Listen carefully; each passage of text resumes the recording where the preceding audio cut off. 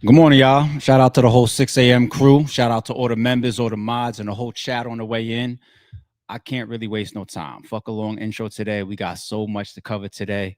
Let me let y'all know what we got coming up for today's stream. I'm going to start things a little unconventional today, something that's not about a particular celebrity or battle rap or hip hop news or move, nothing like that. It's going to be a quick topic, a little discussion. Definitely going to key in on the parents, and I want to ask y'all a controversial question, okay? After that, we're going to get into Young Thug. You see Young Thug in the thumbnail. He's got a new interview. He's answering questions about could he ever be friends again with Gunna. There's some other stuff in the interview as well, but we're going to take a look at the highlights there. After that, we're going to get into battle rap. All right. I saw Eazy the Block Captain. He went live yesterday. He responded to all the drama and the controversy. I'm also going to pull up J2 because he had a interview on Hip Hop is Real with Knowledge. So I was able to, at least from his perspective, get some of the backstory as to why he and Eazy have issues. So now that I have that, we'll play that. I'll give y'all some reaction there. After that, I have a Cenat segment that involves a bunch of people, including Geechi and Rone. We're going to play that, but there's a bunch of other pieces to the Cenat segment as well. Bear with me when we get there. Our crime segment, we're going to do DThang again. We're going to do DThang. We're going to do the shooting at the Michigan Church of Latter-day Saints. We're going to do that. We're also going to do a crypto scammer, $230 million. We're going to cover that. After that, we're going to jump to the Super Bowl halftime show. So the announcement, Bad Bunny. Give y'all my up-to-date reaction to that. I did put out like a sarcastic tweet yesterday if anybody saw it, but you know, I've learned a little bit more. I have some good and some bad feelings towards the halftime show. We'll get there. Jesus, I'm only like halfway through. We got some Jim Jones today. Him speaking on Mase. I want to bring that up. We have Stat Baby's reaction, her speaking out for the first time in regards to the Adrien Broner situation. So, ladies, you know, we get to see how y'all feel when y'all in positions like that. I want to go over that. We got Tyrese, a warrant out for his arrest. What else do we got? I got a video here about society's contradictions. I got two of them here. One for older men with younger women and one for older women with younger men. All right. See where we go with that. Then I got a small little controversial clip from a girl that's just talking about whores on Instagram and whores on the internet. And then I'm going to close out with something real fun from the Checks and Balances chat. That one's not going to be easy for me, but we'll see when we get there. So like I said, we got to go. We got to go. Good morning, good morning, good morning. We got to go. All right. First up, like I said, I'm not even starting with the thumbnail or the title today. Let's go unconventional.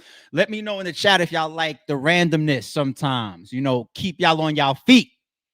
I want to know how y'all waking up. Like, oh, that's what we going ARP? Yes. We're not going straight to battle rap. We're not going straight to rants. We're not going straight to the thumbnail or the title today. Why not? Let's have a discussion. Let's have a discussion. Peep this video. And then I'll get into the harsh questions, okay? Here.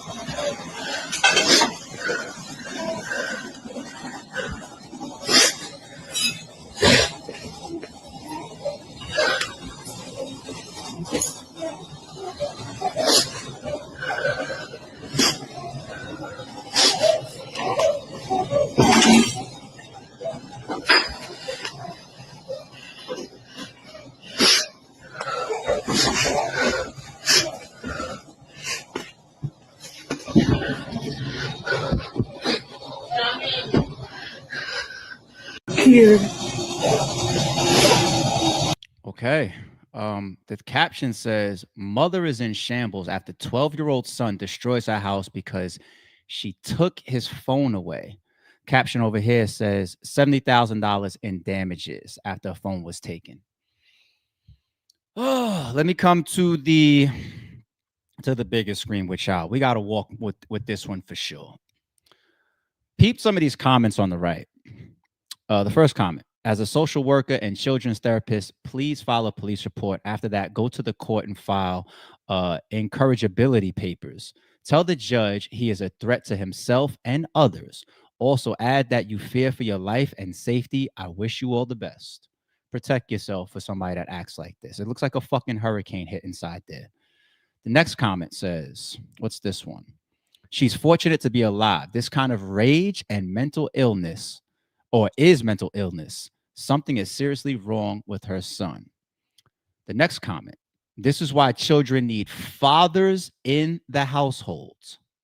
Next comment: that type of behavior can only come from enabling him for many years and or serious mental issue. Either way, he needs real help.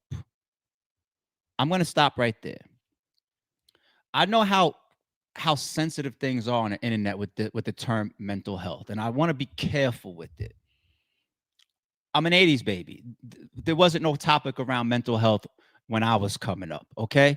When you were born or when you were young, you were either diagnosed with something or you weren't. For example, like cerebral palsy, elements of retardation, lack of capabilities of learning. Sometimes in certain schools, they may put you in a different class if they felt you had ADD, attention deficit disorder. I was put in something called the resource program. Okay. What was the resource program in my school? Just like The Wire, I swear on everything, it was a separate class where they separated you from everybody that was acting regular and learning regular. Now, me, I felt like I was put there at the time because I acted out too much. And eventually I remember, just like The Wire, at the end of the class, like towards, like, I think I was in it for a couple months. And towards the end of it, when I went back into the normal classes, I felt good because you could get made fun of for being in the resource program. Like, oh, you're over there with the idiots and the dummies or whatever.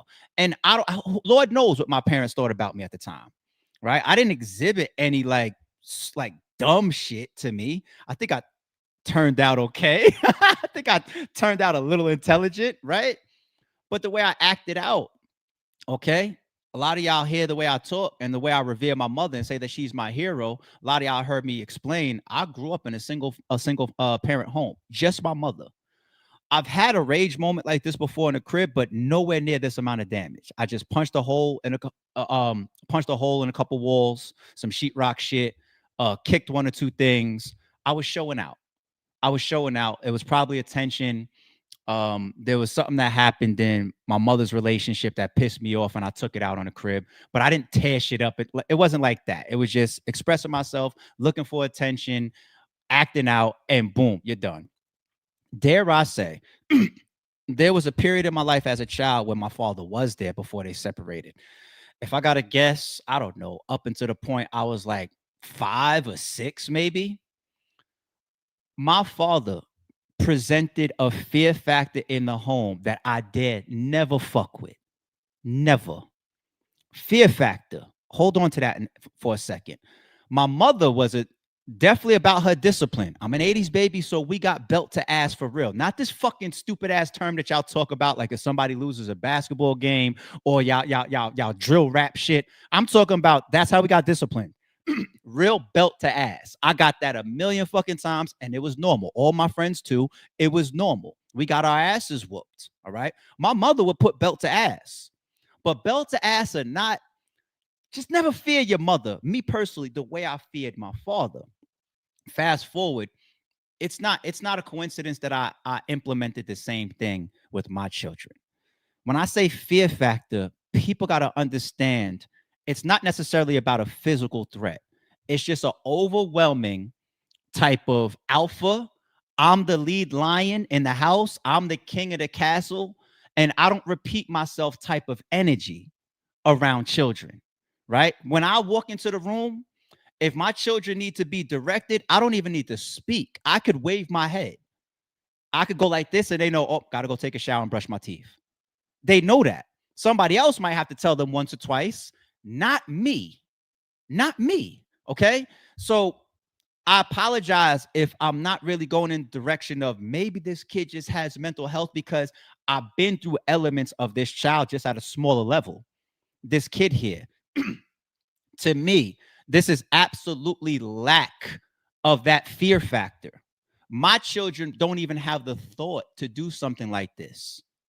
It wouldn't even cross their mind. It's not even an option. If I showed my children this video, they wouldn't understand it. They'd be like, what happened? Like, what's going on? If they read it, they still wouldn't understand. Like, but still, like, did somebody make him do that? Did the father put a knife to him or a gun to the kid, the son's head, and make him do it? My kids wouldn't understand that. They wouldn't. One of the comments said years of enabling. That definitely is a piece there. Here goes the controversial question that I promised y'all. Physical discipline, do you believe in it or not? I'll jump out there. I don't even need to look at the chat. I don't even need the chat. I don't need to be motivated or inspired by this. I stand on what I stand on. Physical discipline. I don't know when it happened. Maybe it was like Macaulay Culkin days when we started hearing in the newspaper that kids was calling the cops on their parents and shit, and times changed and parents started getting locked up or catching charges for putting their hands on their kids. I don't come from that. So I'm sorry, police officer, for example. I never had to deal with none of that shit though, but I'm sorry, police officer, if I gave my son the same shit that I got. and honestly, I've never given my child what I got, because I did grow at the times a little bit and say, yeah, when some of y'all had to go outside and break a branch off the tree, or some of y'all are getting extension cords that's literally leaving scars on your ass, or when I got the belt to ass, you know, and the belt, the leather belt was this fucking thick, and I got 7 swipes like a slave, maybe that is too much. I never put literal belt to ass, never. But this fucking hand, this hand to ass, to a certain age, I believe in it. I don't believe in anything to the face, anything to the head, right? You got to control yourself. Your brain is here. Fuck around and give some little ass kid CTE or some shit, because anytime your head gets hit, the brain shakes. Never the head, nothing like that. No punching, no closed fists, no face, no head. But that little ass that you got on you, that little fat tissue right there, this right here, and I'm a grown ass man. If I want this to hurt, it's gonna feel like fire and hit you. Even to a grown man, if I slap a grown man in his face with everything I have, he might go unconscious. Okay, my child, you got this to your ass. If y'all watch this in the future, you know you got this to your ass. And that's what I mean about the fear factor. Now, I did it up until a certain age where I said it's implemented, it's a part of your upbringing, it's a part of the respect, it's a part of the separation between us as individuals in this house, right? It's part of the discipline. It's part of knowing that there are repercussions, because children need to learn that, hopefully before they get arrested or killed. It starts in the home. You need to understand that when you go out there and I'm not there, or mommy's not there, or your brother, or your godfather, your godmother's not there, the repercussions for the way that you act, like tearing up somebody's property like that, could land you 20 years in fucking jail. Okay? So I'm going to do the job here. Hate it or love it. Hate it or love it. And for me, parents, it worked. My kids don't play around in my crib. They don't play. I got OCD. You walk in my crib right now, it is spick and span. My kids, they wipe that, clean that. They come up under my type of tutelage. But the fear factor is there of knowing that, damn, the rule in this crib is a 90 and better. I swear to God, on everything I love, my kids could walk through the door from school and tell me that they got like a 85 on their test, and their voice is like unsure, like, Pops, what's up? I just want to let you know before you find out on your own, you log onto the website and you see yourself, because that happens sometimes. You got in trouble, like, oh, you tried to hide it. They learn the lessons from repercussions. But Pops, I got 85. And I still put it down, even though for me, I didn't average no 85s. I still put it down like 85. You know we don't do 85s in here, right? Yes, yes, Dad. 85. What was the subject again? It was math. Math is your easiest, your best shit. How you get an 85 in math? Is this what you were studying last week? When was the test? Did you study the day before? I don't remember seeing you studying the day before. Nah, I did, but it was the new this. I didn't understand the reciprocating fraction part or whatever. Look, man, I got to think about this weekend now. I know you want to go sleep over your friend's house. I got to think about that. Knowing damn well I'm going to let him. I'm going to let him. I got to think about that now. Because you know the rule is a 90. You know 90 and up. But we'll see. All right, it's all good. You know what I'm saying? You got homework today? Yeah, I got homework. Go handle your business. Do what you got to do. Show me your homework when you're done. We'll talk about the rest of this later if need be. All right. And they walk away feeling like, fuck, got in trouble for my 85. It's drilled in. And up to a certain point, even though I haven't put my hand to ass in for my son, see, my daughter got way because it's a girl. And I was just like, the man-woman connection, I got to be careful of. So of how she feels towards men in the future. So she only got it like twice. But my son, I said, fuck that, because I need you to be tough. He got a bunch, but I think I stopped when he was like, he might have been like 7 the last time he got hand to ass. Maybe like 7. But those times you remember. And you smart enough to know, and I tell them too, like, you too big for this. You don't get hit no more. You just get punished. Give me that phone. Go sit in your bed. No going out tonight or going outside today. No sleeping over your friend's house. No friends over. No allowance. No outside. No swimming. No this. No that. I'll take shit. No Christmas. No birthday. No. You know what I'm saying? I'll take shit. But that fear factor, they know I don't get hit no more. But 4 years ago when I did, it left an impression on me like repercussions. I walk into the room and there's a certain presence like Pops is here. Because these kids got different personalities the same way we fucking did. The same way we did. I done walked up sometimes and you know, snuck up on my son while he was on playing Roblox. He got a cell phone on speaker and a conference call with like 20 kids, like not 20, 4 or 5 of his friends and cousins on the phone, and they're on Roblox playing. And I walked up there, snuck up sometimes and heard, not him, but some words that his friends might be saying. You know how they be when they play these games and shit? You know what I mean? Hearing some type of talk where it's just like, what did he say? I don't even want you around people that talk like that because you're not allowed to talk like that. But when y'all around yourself, it probably slide. I never to this day heard my kids say a curse word yet and ain't waiting no time soon because you know that shit don't fly around Pops. Don't fly in this house. Don't even let me hear it rooms away. You know what I'm saying? But sneak up on your ass. And then I'll see my son. Oh, hey, no, stop talking like that. Oh, now you want to correct your friends. You see what I'm saying? If you put things down a certain way, and it's not even just with your fucking children, people. Ladies, you got to enforce a certain type of boundary with your man. Fellas, you want your woman to act a certain way around you or treat you a certain way. You have to enforce, you have to have a certain type of presence about you, your children. And when I see a video like this, I think it's sad. And I just think that the mother doesn't have it in her. There's some women that do. My mother was one of them up until a certain point. But I think that some women don't have it in them to put down a certain type of discipline or presence to make a child feel like I don't even have the thought of tearing up some shit in the house. Like I'm going to stay here and then I'm going to leave it alone because I'm very passionate about it. Like my kids are also groomed and taught the value of property. And when I say property, not just your home, just the things that are in your possession. Okay? Like it was this past weekend. My son had people sleeping over. It was last weekend or this past weekend. Had people sleeping over. One of his friends is a little bit of a badass. You know what I'm saying? He's nothing like the way I raised my child, right? And I heard like a door slam as if like the door in my mind, something's broken, doors off the hinge, there's a hole in it or whatever. I'm gonna have to spend some money. I'm gonna have to replace that, call over the fucking maintenance man or something like that. I mean the handyman, fix this door, the contractor. Like In my mind, there's no way. So I screamed to my son, get your ass down. Whoa, whoa, whoa. So he comes downstairs. I said, what are y'all doing? He said, playing hide and seek. I said, what was that? So I know my son didn't do it.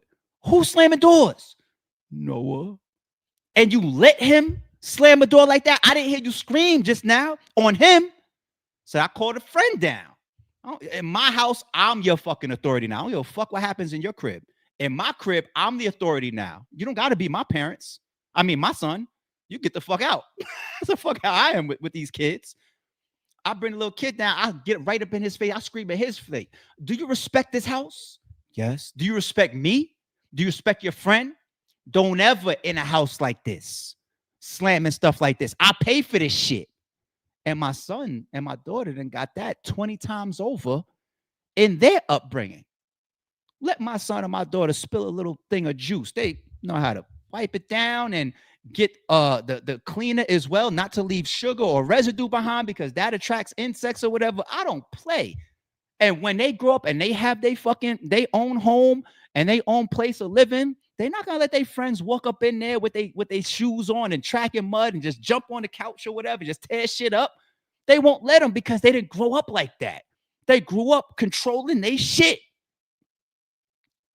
This ain't, I shouldn't say it ain't. In my opinion, this is not a mental issue thing. This is how you raise your children type of thing. And chat, if y'all got anybody out there in y'all families, y'all kids that act out, it's never too late to show them discipline or put them around people that provide discipline. Put them around people that provide discipline. It just has to go like that. My godson is 6'7". I'm 6'1". He act like a softie around me because it's a respect thing that I command. And you have to instill that in these people. And his father did the same thing. Shata did the same thing with his son. He's not gonna play. It don't matter if he still moved to 7 foot. He's not gonna play with us. He's not gonna play with us. How does that happen? You think you get 6'7", right? You might be able to walk around and control the whole fucking crib. Why does that not happen though? Because somebody along the way, when you were small, put that shit down a certain way that made you grow up realizing like, I just can't do it. Period. No excuse. No mental issue. No, I was mad. No, nothing. Somebody makes you understand that can never happen.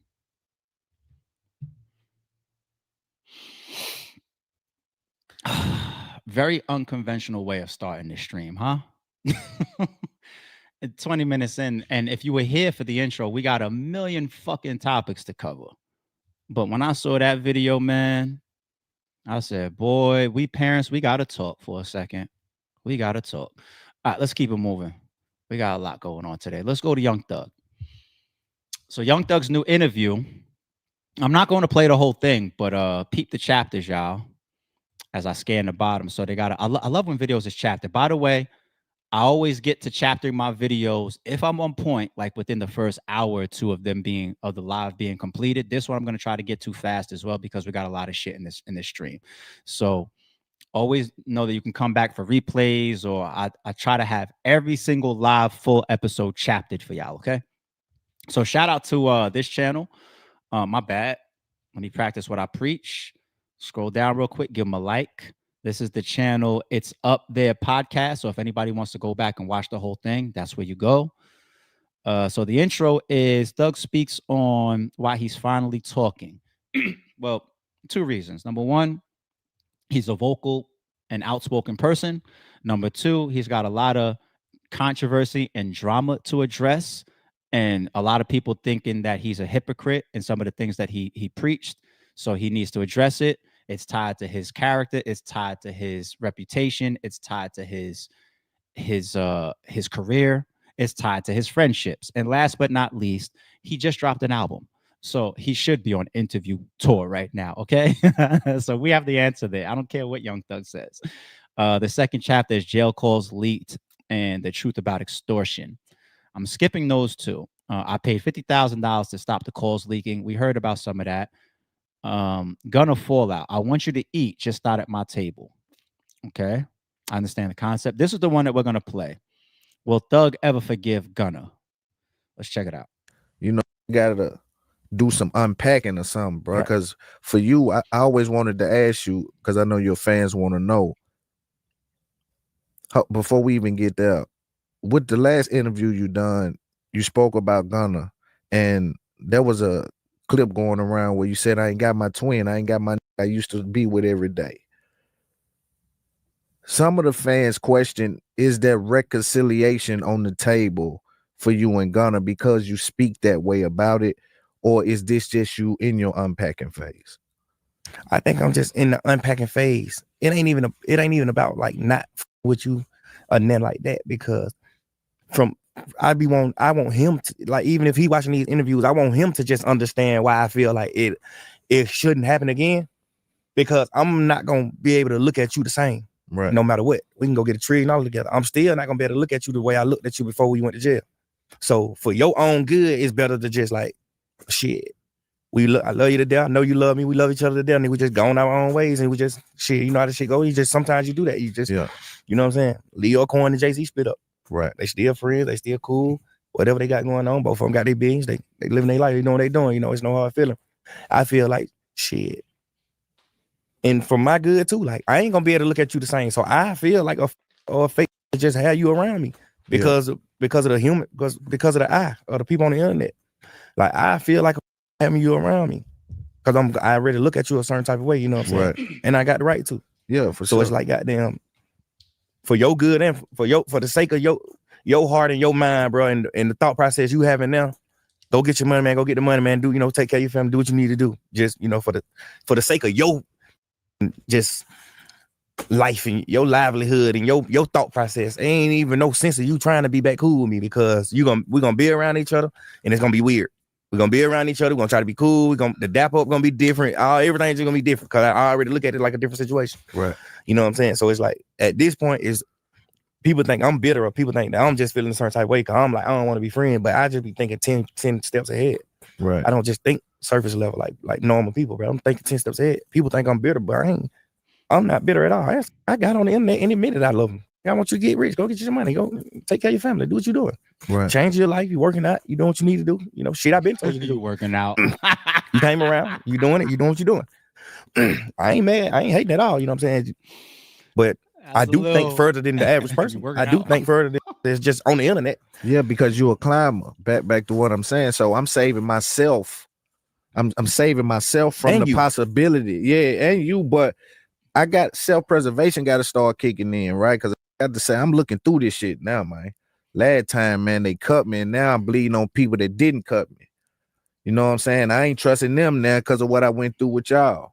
Do you have some of that residue on you? Because hell yeah, that's another reason why it can't be nothing. Because it's like, shit, man, I'm already spraying these innocent people down, goddamn. You know what I'm saying? I'm down there waking up every day like, man, ain't nobody innocent. I know goddamn 9 times out of 10, everybody ain't with me. I know for sure. Everybody who I love, I know for sure. 9 times out of 10, they'll do the same thing. They'll go their own. Damn. I'm thinking like that. A high number. I don't even got no business thinking like that, that's bro. what I'm saying, bro. I don't need your ass around me no more, man. Cause goddamn, not even on no bullshit. Like I ain't ever finna try to do nothing to you. Or you ain't finna try to do nothing to me. But I'm just saying, just for our mind, our peace. Right, bro. Like, I'm gonna be sitting around you, and I'm gonna just cry, bro. I'm gonna feel a certain type of way sitting around you, bro. Cause I know how I felt about you. I know what I did with you and for you. You know all the times we shared. We done cried together before about shit that we feel like, man, these niggas got them, but these niggas ain't with us, but these niggas ain't doing it right. Nigga, we back. Fuck these niggas. You know what I'm saying? We done had too many of them moments. I'm then there gonna be around you in the future and be crying every goddamn day. Now I'm a hoe. Now like, man, that nigga, damn, bro, get over it. I just like, you know what I'm saying? Just like, I'm over it. Right. But my getting over it is just going on. Right. Like, I'm over that shit. I see you somewhere. I'm not dapping you up. I'm not doing none of that, but ain't finna be no disrespect. I'm not finna disrespect you. Right. I ain't never been cool with that. I always been a player. I don't like bullies. You know what I'm saying? Like, so I just, it's just like, it's gonna be too much of a burden or a headache to be around. Like, it just, if I be around and just be happy and pretend, I'm gonna just feel like a nigga. I'm just gonna feel like I'm not a real person. Right. Like, I gotta keep my sanity, bro. I gotta be real, bro. Now I feel you on that. Gotta feel you on that. I got to, bro. Come on. For sure. I don't even want to be around you sad here. Now you sad. Now you. And so, yeah, let's start to pierce into what we heard now. And I like this super here from Jay. Says, Gunna lives rent-free in his mind. It's giving obsession. We've seen how videos of Thug mentioning Gunna. Gunna hasn't mentioned him once. Let that hurt go sink or go stink. So I do believe Gunna's paying attention to everything. I do believe Gunna cares. I do believe Gunna has watched all these interviews. Him not speaking up is tactical. And the whole internet is saying that, like, just shut the fuck up and just play it like this. It's working. It's working. It's working. The album sales prove it. The reaction to the fans for him prove it. Let other people come out and sink themselves, make mistakes, say things that are incorrect, drop album covers with fucking white paint on their face, you know. So, do we really believe that if Gunna couldn't say everything that he wanted to say with zero repercussions that he wouldn't, I'm not willing to give him that, because I feel like it's such a deep situation. It also involves his credibility, his integrity, and what he stands for, or even involving the snitch allegations, right? Now, the whole thing about living rent free in Thug's mind. Thank you, Jay.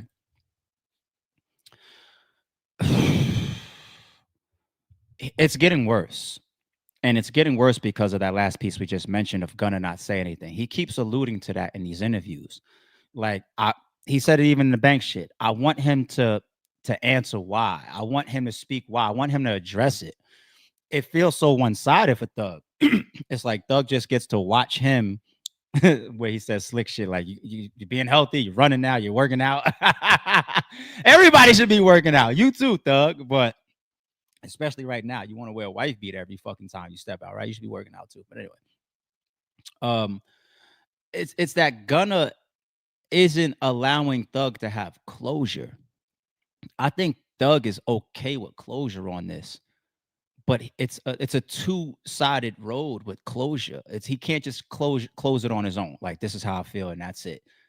It's the fact that Gunna has never said anything, so he doesn't know if Gunna feels right, feels wrong, if he's apologetic, if he's like, fuck you, if he wants to befriend Thug again. He just doesn't know, you know? And I could understand how that's getting to him a little bit, because it's a huge situation. He almost lost his life, his freedom, right? So he's going to have a mental issue about that, especially if Gunna's career stays where it's at. And if Thug has decline, then Gunna just feels visible in front of you all the time, like the guy that possibly is involved in the turning point of everything. My happiness, you know, me coming out of jail, me even being in the situation in the first place, to have an interrogation, or, well, that's actually related to the tour bus shooting, but the audio clips coming out and all, it's like he's gonna always blame, you know, other people. And some of it is justifiable. And then there's always the responsibility of, nigga, like, you are where you're at because of your own decisions and involvement and all that YSL shit, allegedly. But he doesn't have the closure. All right. I do like his position on two things. If I see you, you know, we ain't gotta shake no hands, but it ain't no beef. I ain't no bully, and I ain't trying to walk up on you or nothing like that. You know, we could just coexist. You get your money, I get mine, just like Jay-Z and Leo Cohen. They go in their separate directions, getting their billions of dollars. I respect that.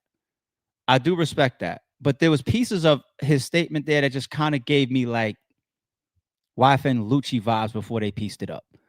You know, like the interview, like, yeah, if I didn't like what you did for your family, I'd do something to you. Just minus the super clear-cut disrespect or threat. It almost feels like them vibes a little bit are there from him. Maybe it's just me, you know, like, hey, you want to go work out, whatever, you want to go running, whatever, run down the street, go ahead, you do that. Like, it's like, that's like a little sarcastic, you know. But at the same time, I still respect it because he's standing on it, and I'm of the full belief that he can't revert. People say, "Dad, you can shake hands with YFN Lucci, but you can't with Gunna." I have my opinions about the YFN Lucci stuff that we covered, but Gunna, he could just never do a 180 from it. He can't do music with Gunna.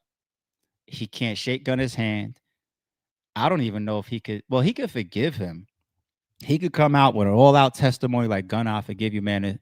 You know, I'm just washing my own hands with the shit. That's cool. All they're going to say then is he grew. Mental health. That's what they're going to say. But he just can't rock with the guy. He just can't befriend him ever again. And he obviously respects the position that he's earned with his friends. That's what he said on the phone call with 21 Savage. What I look like coming out and standing next to, Gunna and Future and you and Dirk and Wham done already disconnected from him. Like what I look like to y'all. Like, yeah, you gotta have people around you that even make you feel the need to uphold the character that we all walk around with. That's a good thing. That's a good thing. Like, you may have your softest moments where it's just like, damn, man, I don't even want, you know what I mean? But all the guys around you are strong, steel sharpen steel. It's like, I don't want to have a weak moment because that's not what we about. Like the energies around you will sometimes help you stay the course of whatever you guys' characters are. Birds of a feather flock together, but people have their ups and they have their downs. Nobody's perfect.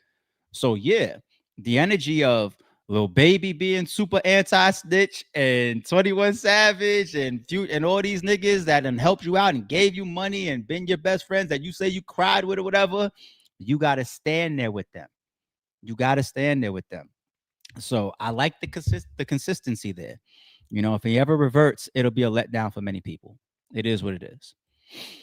All right. Let's move on. Like I said, there's more to that interview if y'all want to go check it out, but we have a lot to go through. Let's go to battle rap. So I finally got more context, and that is now from J2 as far as the history of Eazy and J2. So let me play this first, then I'm going to go to a clip of Eazy next. But where did this all start from J2's perspective? Beef start in general? Like, where did this start to where you and him is at odds right now? Bro, to be honest with you, bro, I don't even know like what. So me and Eazy didn't have any issues, right? For a long time. Like when I got off stage, when I battled Trufo, he was in my inbox immediately. Like, I want to get you on the show. You know what I'm saying? We chopped it up on the phone for a minute about the battle. You know what I'm saying? He told me like, that he felt like I won, but there was some things I could have did to, you know what I'm saying? Like, really make it clear type shit. I battled Bad News at Midnight Madness. We was good. He pulled up to Midnight Madness. We chopped it up. We A1, told me he felt like I won that battle. You know what I'm saying? Fast forward, I get booked for Chrome 23, and which is right after Midnight Madness, if y'all remember. It's right after Midnight Madness, her second event. I get booked for Chrome 23, and they like I'm watching a video, I'm watching a blog about somebody doing predictions for the battles and for the event, and I see Eazy say, I don't even know why the fuck they got J2 on this card. He like, why the fuck is he even on this card? Like, he's saying some old weird shit. And I'm like, where did this come from? You know what I'm saying? Like, what you on, bro? Like, you know what I'm saying? Not knowing. Anyway, but so whatever. So from that point on, obviously, we don't fuck with each other. Cause it's hold on. So he says this. Do you say anything back? Do you reach out? I think I said something to him on Twitter. And you know what I'm saying? Like, there may have been a back and forth. I don't even remember if there was much of one. You know what I'm saying? But I said something to him on Twitter, and that was that. You know what I'm saying? Like, it really wasn't nothing, it's huge. But I've always thought that was super duper weird. Like, I think it's weird. Like, it's one thing to say, I got Prestavia winning. Cool with that. You know what I'm saying? Like, I whatever. Because at this point, you gun titles. You know what I'm saying? At this point, you're still gun titles. So Prestavia's, you know what I'm saying? She with the cool. I'm cool with that. But to say, like to overemphasize why I shouldn't even be on the card is crazy to me. Now, what's crazy is, bro, is that, when you play shit back, what's crazy is that in retrospect, I think about it, when I got the call for the card, initially Remy was going to put me on the day one. She watched a battle with me of mine with Pat, had a conversation with Pat Poose, and they said, nah, he need to be on day two. You know what I'm saying? The main card. It makes me think you had that conversation with him, and for that reason, he didn't want me on the card. Like, if he like, you know what I'm saying? Like, if y'all got something going on or are about to have something going on, or he thinks that the door is open for that, you know what I'm saying? Any idea coming from your mans, I ain't jacking that.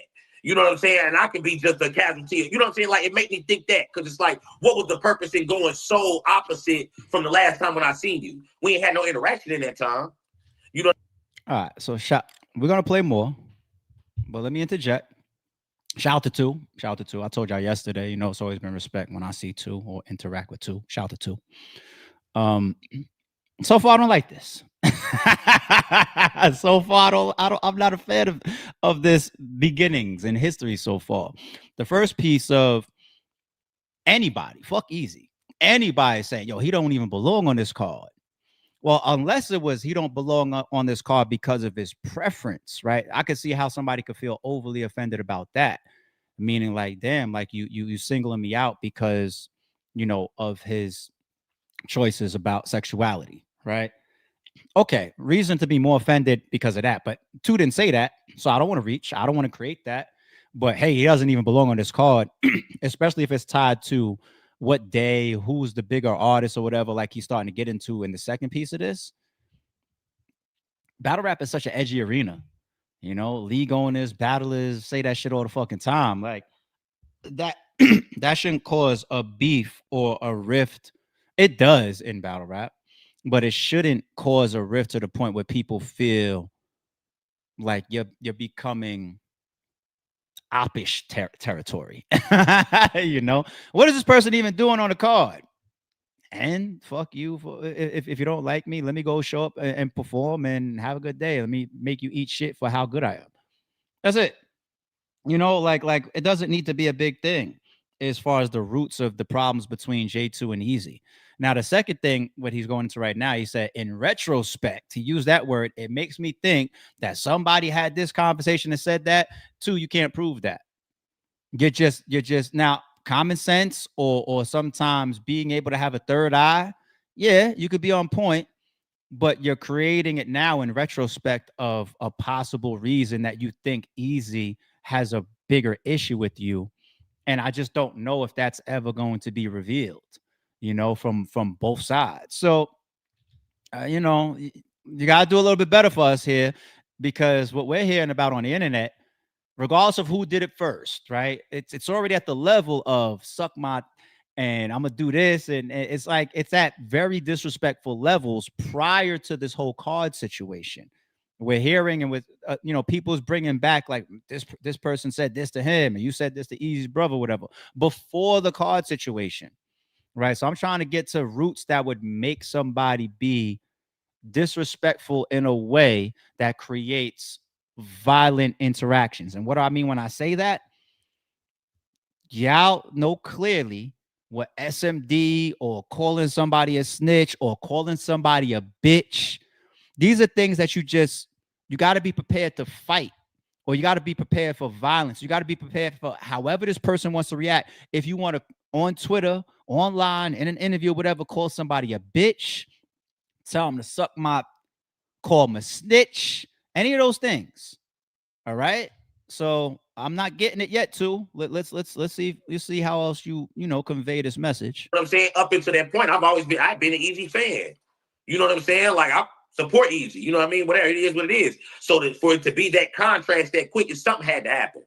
You know what I'm saying? And it was out of my control because it wasn't me. So just for my clarity and for the fans' clarity who's listening, the first time that you had anything or any type of discrepancy is when he basically said that why is he on his card, and kind of in a negative way, a negative light, with your name on it. Absolutely. So you know what I'm saying. So I feel like we ain't got no. You know what I'm saying. We don't. We like, other than that, we don't have no issue. Now, fast forward, things start to transpire. You know what I'm saying. I realize that you done put your hands on dude. You know what I'm saying, at the championship. You know what I'm saying. So I know that happened. So now I don't like you. You know what I'm saying? Now, am I on a rampage against you? No. But then I'm hearing, like, you can get into it with Josh, and I'm hearing, and mind you, I hear stuff all the time. So I know that you talking. You know what I'm saying? So I hear motherfuckers telling me, you know what I'm saying, what you got to say about me. But all that shit's gossip and hearsay, so I don't care. You know what I'm saying? But you get into it with Josh, and then it's a bunch of it's this, and it's the gays this, and it's like, so it's now I feel like you got this issue all of a sudden out of nowhere. You know what I'm saying? Because you couldn't have that much of an issue with gay people, bro. You gave me your number. You know what I'm saying? I talked to you on the phone. You know what I'm saying? So I'm assuming like now you got this little issue with them, whatever. So I don't with you. Yo, how funny is it for two to say you can't have an issue that much with gay people? You gave me your number.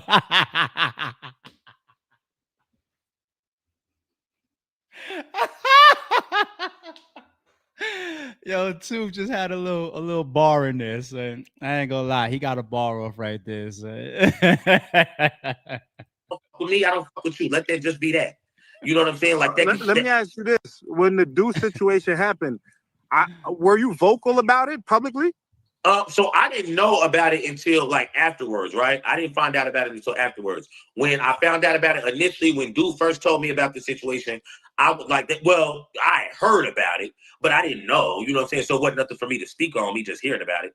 But when I talked to Du about it, she didn't want me to talk about it at that point. Like there was, and there, I would like that. Well, when I found out about it initially, when dude first told me about the situation, I was like that. Well, I heard about it, but I didn't know, you know what I'm saying? So it wasn't nothing for me to speak on, me just hearing about it.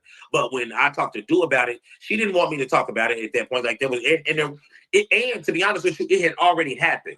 So me finding out about it and then speaking about it to me would have just been weird.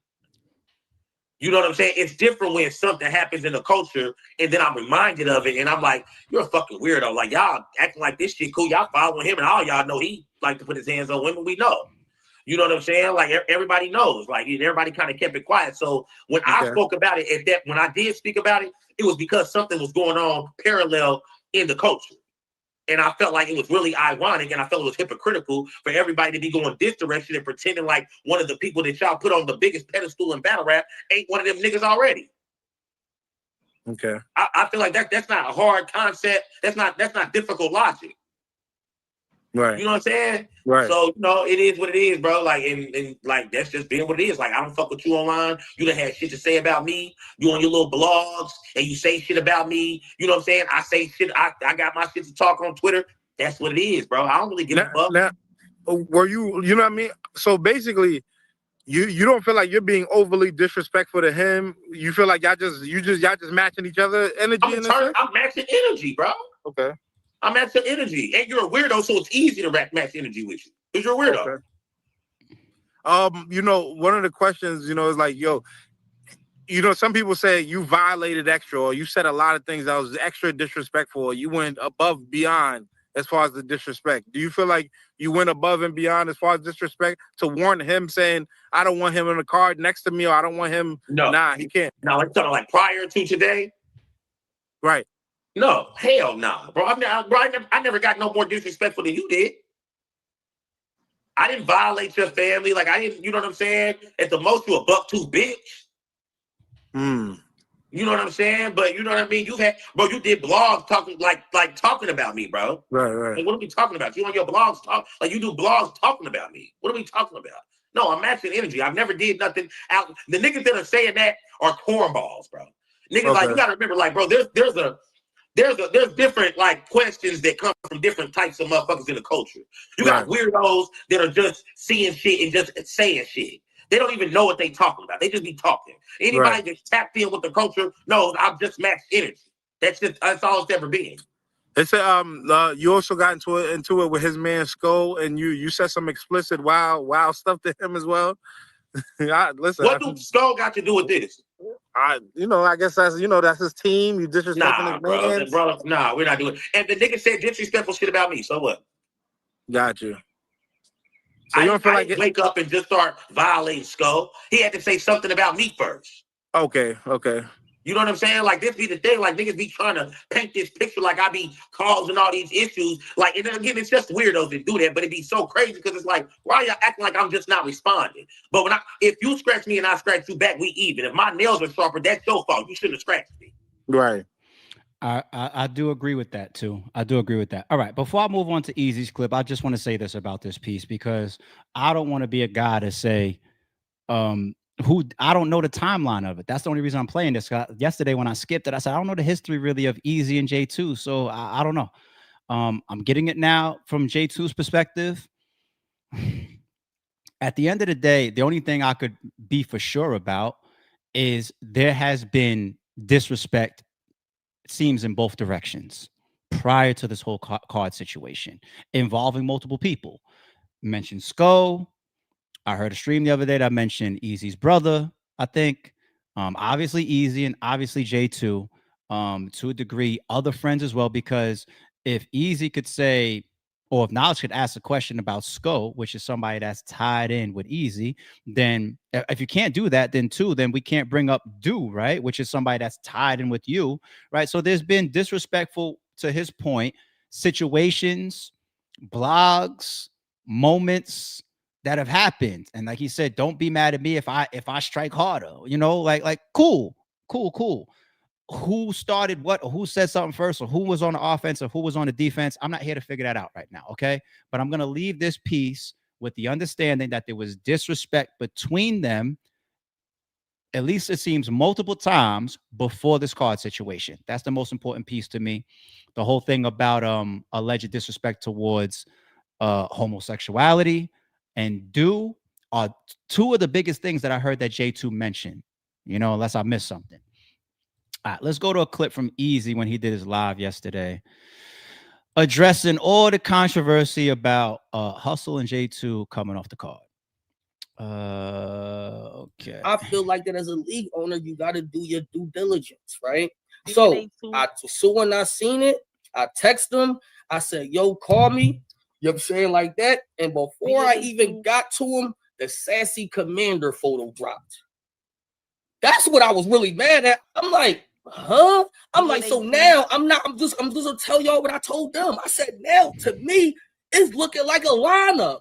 Now it look like all of the niggas that you know don't bang with me, y'all about to put them in the same building. So yes, I hit him. As far as the Sassy Commander, I told him, I'm just like, yo, he be talking so crazy that I don't even know why he thinks that it's possible that he can get some bread with us. I'm gonna tell y'all what I said. I said J2 is definitely a no-go. Like that's not happening. He told my brother, Sko, my brother, I knew him for 10 plus years. When he sees my brother, he's gonna put his jaw down his throat. I can't even tell my folks to let you rock after you just told this nigga that you won't put your situation down his throat. The Sassy Commander. Damn, too, is that true? Damn. Really thought that he can be on a card with anywhere where I'm at, bro. You are bugging. He's bugging. He's bugging. 1, 2, right? I feel like that when it comes to Hustle as well. But the thing about Hustle is somebody told her that I said that it was cool for her to be on the card. That never happened. I didn't know that she was on the card.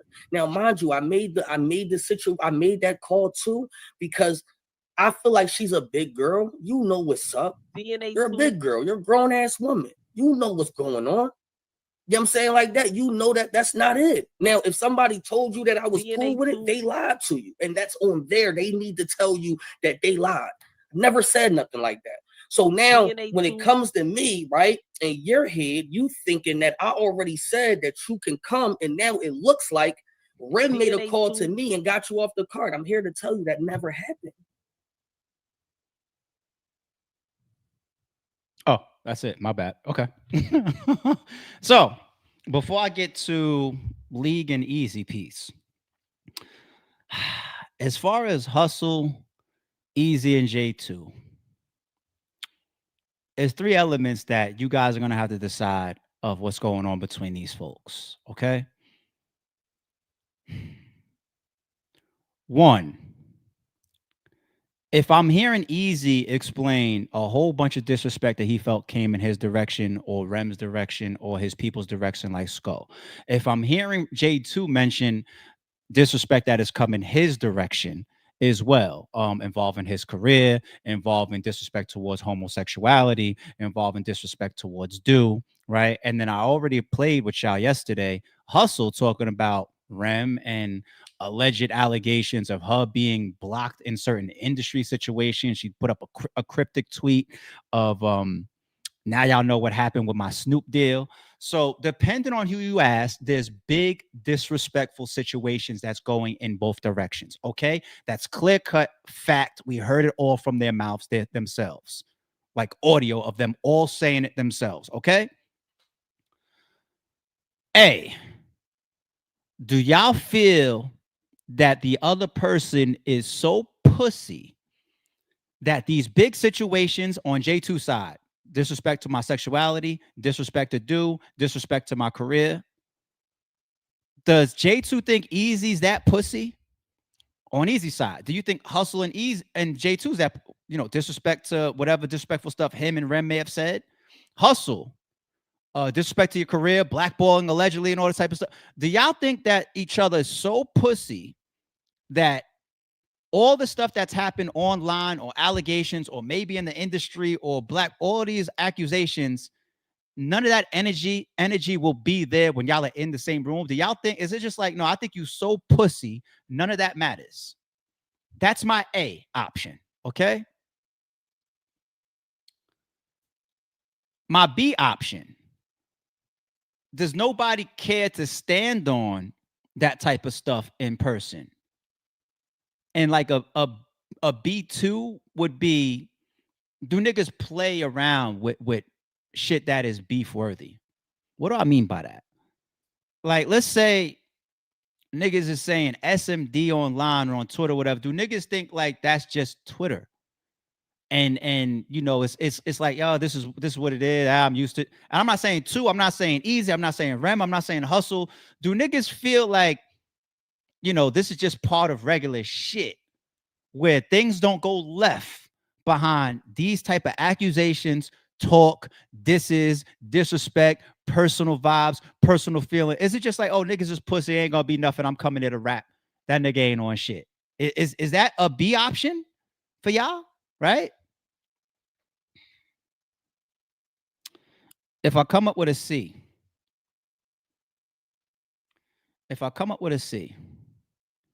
it can't be about lying, right? Because you got to stand on what you stand on regardless, right? The moment that you go public and you tell yourself this person did some shit to you, whatever, ain't no retraction from that. And I could also use C as the league, right? But I'd rather use that separate. So now let me go into the piece that I really want to ask y'all. When it comes to Hustle, Rem, J2, and Eazy, why would you want to be in the same room? Period. Why? I'm just coming to pick up my bag and that's it. Okay, J2, you saying that you believe that Eazy did something to your close friend Do. Okay, J2, you saying that he disrespected you and you saw the stuff with Josh. Okay, Eazy, you saying that, you know, your brother, somebody talk about doing something to him that's like fight worthy or whatever, but Eazy actually is the one that said, I don't want to be in a room with them, take them off the card. So he's standing on that. But then I would still ask that to Hustle too. Like, same thing I asked J2, like, if you're saying things happen with your Snoop deal and there's been disrespect and like, why do people want to be in the same room? Why? And I have that question more for J2 and Eazy than I do for Eazy and Hustle. And the reason why I don't have that question as much for Eazy and Hustle is because Hustle is under the impression that all parties agreed that it ain't nothing and we're going to be on the same card and ain't no problem. So Hustle's a little bit more relieved from that. But now let me go to the league piece. It's very, very clear, y'all. There is some type of miscommunication, misunderstanding, or just all out disagreement between Eazy and the league as far as people being on the same card. Okay? Eazy said on his stream, as far as me saying Hustle to be on the card with me, that's not true. The statement that came out from TBL is very professional, but it doesn't match. It doesn't align. And if you know me, you know I'm speaking around the edges right now. You know I've already had some of these private conversations, and you know I know way more than I'm saying from behind the scenes. But I'm being respectful to all parties involved and not trying to get out in front of or step in front of what they're saying. Okay? If you're picking up on it. But there's a big discrepancy there. You know, I would hope that the discrepancy just ends there. You know, let the changes be the changes. Y'all keep it up there now. Now there's no fucking question as far as us ever being around each other. We don't fuck with each other. I don't fuck with you. You don't fuck with me. And I think, I'm not trying to stick up for anybody in this shit, but I think the mature thing for Eazy that I saw towards a piece of his live last night when I was tuned in was that he actually put out that sentiment as well. Why should we be around each other? He said the mission is to show up and get back home. So I have a lot of respect for that. A lot of respect for that. Now, if Eazy would have got on that live last night and been all ignorant, like, I don't fuck y'all. Yeah, y'all ain't eating with me and what? You know what I'm saying? Catch me in traffic, whatever. I'd be like, whatever. Not the greatest energy in the midst of all this, Eazy. That's not what I saw him do. He might have said things during that stream that people don't agree with or disagree with. I'll leave that for Hustle, Rem, J2, and the league, right? We'll react to it as I don't want to speak before them, is what I'm doing right now. Anything that they speak about publicly, we'll come back and we'll revisit it, right? But the stuff that I know, it's not as clear cut as some of y'all think. All right.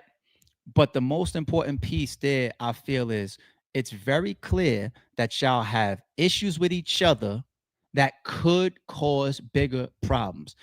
2, if you think, oh, just being on the card ain't about nothing, I'm showing up to rap, then 2, you'd be being naive. Because if Sko is walking around thinking that, Eazy's walking around thinking that, their people's walking around thinking that, something can go left. Hustle, even if you felt like I spoke with the league and they told me everything's cool with me and Eazy being on the same card. Have you and Rem ever had a conversation, a DM, somebody between y'all that gave y'all the same confirmations? Like, look, we had things online. Maybe I feel away, maybe she feels away. But when we see each other in there, if we see each other in there, it's cool. Has that ever happened? Okay, so then Hustle needs to be moving in there street, thinking like my third eye is open, because there might be people in here that I don't get along with. And Eazy has to do the same thing. And then you got the entourages and all the people that's tied in, because when J2 mentions people like Dude, when Eazy mentions people like Sko, Hustle's got friends, Rem got friends. This is how things happen. It happens that fucking easily. So being around each other makes no fucking sense then. It don't make no sense now. And I think what we all wish is that was figured out before flyers started to drop. Okay? But shout out to everybody. Shout out to 2. Shout out to Rem. Shout out to Hustle. Shout out to Eazy. Shout out to TBL. All right? Respect to all y'all. All right. Staying with battle rap. I seen it. Kai Cenat, during his whole mission towards 1 million subscribers. What was it, like the Mafia-thon part, whatever he got going on, where he just cracks the internet. All right, let's take a look at this. Let me see what they got going on. Oh, you talking to me? Listen, I'm the compliment battle godfather. All right? Just setting it straight. So no one says nice things about each other in the United States without me getting it taste. Geechi Gotti? Well, I'm compliments Corleone with some compliments. No strings attached like a cordless phone. I'll slide up on him with some words of affirmation. Like you're getting served an affidavit by an undercover agent and I come in fucking glazing. Bro, I'll make you feel warmer. Yeah. I'll make you feel warmer than wearing a turtleneck right next to a furnace vent while having some perfect sex off a handful of Geechi, did you just shake his hand off of the glazing line or his man's? What was that? He says, yeah, Gotti, I fuck with you because you're punctual. You know us white boys like gay jokes, right? Well, I left them all out because I know it makes you uncomfortable, bro. But his LA links, the A-team. His New York links, a daydream. Shit, his Minnesota links, a WNBA team. But the real mark of a good guy is signing petitions. And that's why he's top 3. I asked him the science behind why he signed it. He said, well, what does it cost me? Fucking organizer. He'll set up discords. Give him a clipboard. He's got more people signing up than was at the Taylor Swift tour. Overachiever. You tell him get 4, he'll get 450. You don't believe me? Shit. I brought the clipboard with me, bro. So what is happening? He put on his inventory. Will you sign this petition so new moms can have sonograms? And will you sign this petition to make jobs come back in Pontiac? And this one here's Geechi. Pakistan. And this was for Jalalabad. Psych, all those petitions were fake. I just wanted his autograph. I said, I've been saying it offline. We've been praising the wrong God. I'm here to raise your spirits, so let's have a toast to the greatest of all time. Come on, bro. His props work perfectly. Is this the first time we're seeing Rone battle rap in how long? I bumped into Rone out there in New Orleans in February too. Shout out to Rone. He was live streaming through the street. You know, so we bumped into each other, hopped on his live real quick. But compliment battle, is that like the only thing we've seen Rone do recently? Shout out to Rone, man. Hey, you bodied that shit. Come on, Gotti. Hell yeah. I could be nice to you for a second, I guess. Yeah. Okay. It's really my partner in real life. Yeah. When we go to places like Starbucks, he remember my order. I got pulled over by the police. He show up and pretend he my lawyer. Wow. Yeah. He show up and pretend he my lawyer. I mean, because when y'all smell that, nigga smell like an 800 credit score. I mean, I wouldn't even be mad if nigga was something that you said before. Because I know you wouldn't, but you don't even identify as a white man. Matter of fact, for the rest of the night, this nigga's light skinned. This nigga's light skinned. I mean, because I remember I fucked that one prostitute. I didn't have the money. He showed up and put the money for her on the nightstand. Everybody needs a white friend. Who else you supposed to call when you want to borrow some cash? He heard me talking about robbing him. This nigga showed up and just brought me the bags. Y'all probably don't know wrong. But doggy a store. I asked him to get me an Uber. This motherfucker bought me a car. Damn. I'm just saying, man. This shit wild. We so different. I be like, you got me fucked up. He say shit like, I had it up to here, pal. Yeah. I'm just saying, I be trying to be mean, but he be making this shit nice. I be telling him I'm finna beat his ass. He say shit like, Geechi, you're skating on thin ice. So, Come on, Geechi. Ron got you so far. Just like my partner said, throw them W's in the chat. I watched every I don't know. That one's close. Ever, because I've been on the lookout. The most common compliment a black bro can give a white bro is you're invited to the cookout. But that had me wondering, what are some traditionally white spaces where I could invite you that you pop up? So it's official. You're invited to my Aunt Eileen's 37th annual Christmas casserole potluck. Oh, come on. What the fuck? Yeah, my Aunt Eileen, bro. And you're invited to the beer fest. I'll have him in lederhosen wearing saying Donkey Shane. You're invited to the golf course, the lawn sports, Hogwarts, to the hockey game. You're invited to the farmer's market with the glass jar, the Kensington with the black tar. You're invited to the country concert with fucking Luke Combs singing Fast Car, to the basement of the frat bar, to the protest about Myanmar is bigger than a race thing when I invite his ass to NASCAR. Bro, on Halloween, I thought bigger than a race thing. Best case king size. I opened up my kid's bag. He was giving out ribeyes. Instead of Malamar, he was giving out caviar. There was $100 grand in there, and I'm not talking about the candy bar. But they say beauty's in the eye of the beholder. Like, who could decide it? But I know you're a more attractive human being than me, and I can prove it with science. Newton's law of universal gravitation describes it adequately that everything attracts everything. That is crazy. Yeah. Newton's law of universal gravitation describes it adequately, how everything attracts everything at gravity speed. So as weight increases, the effects of disadvantage are steep, so matter matters, and mass becomes massive to me. 170, you're 230 as of this week. So you divide the two numbers rationally. And if you take weight as mass over gravity, you take the fractions of each, and that mathematically means that you're 35% more attractive than me. All that fake bullshit is not appealing, baby, because the math don't care about your feelings, baby. I've been saying it offline. We've been praising the wrong guy. I'm here to raise your spirits. So let's have a toast to the greatest of all time. Come on, killing the clock. Hey, Gotti, get negative one time. We got you. It's a good round by Rone. They want to see me get negative. So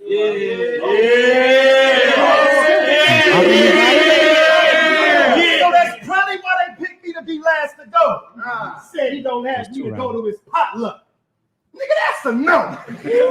I don't want to go nowhere where white people got raisins in that casserole.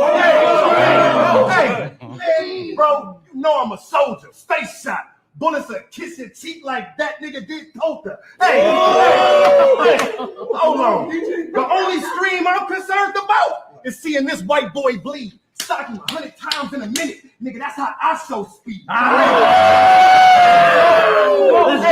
Let's go. Hey, you know me. In the streets, I'm a rider. You done got booked with a slider. If I catch you with your bitch, I'm going to be looking to fire. Grab the meal and pop her ass. Cook it with Kaya.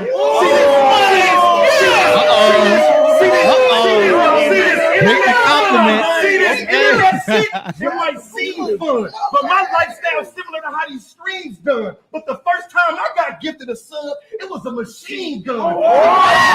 Hey, let's go, nigga. But this on your team dumb, thinking I was gonna show up on some nice shit. I had visions of choking you out with some vice grips. Only way they gonna know if you alive is if your eye twitch. That's how I twitch. I'm that hostile. I put my hands on my balls and slap box.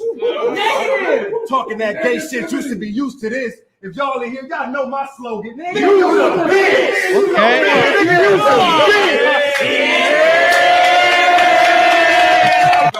You talking? Listen, I'm the compliment battle god.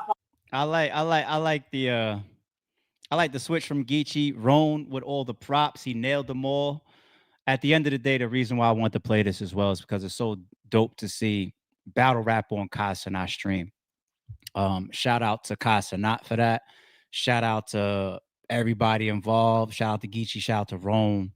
That is so sick. I see Jazz over there in the cut. I see Pass right there too. Shout out to y'all, man. Now, speaking of Cenat, this kid, I mean, it's already apparent in the average household how big of a deal this guy is. But look at this one right here. Snoop Dogg spends $250,000 helping Cenat hit 1 million subs on Twitch. Let's start here for a second. Snoop Dogg just said, start the countdown. In 30 minutes, we about to drop. This for you. Let me know when you see the first 200 subs. Then after that, they coming in until you get to 50,000. They only allow us 200 at a time. So it should be all done in an hour or less. Oh my fucking gosh. That's an exclamation mark. Oh my fucking gosh.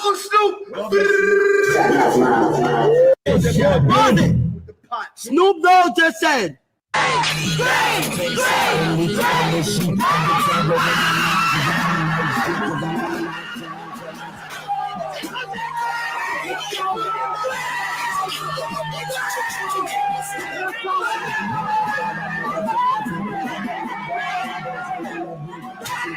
You represent the Bronx. It's like me paying back hip hop because you taking it to a whole nother level. Yo, Snoop, I know you in the future right now. You a day ahead of me.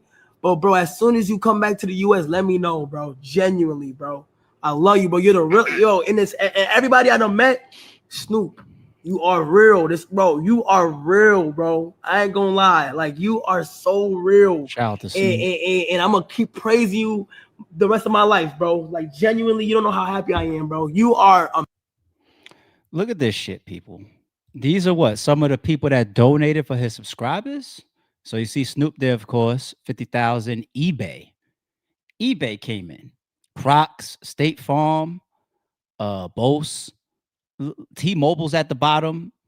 These are people donating to Cenat. The whole world is aware of this man's movement.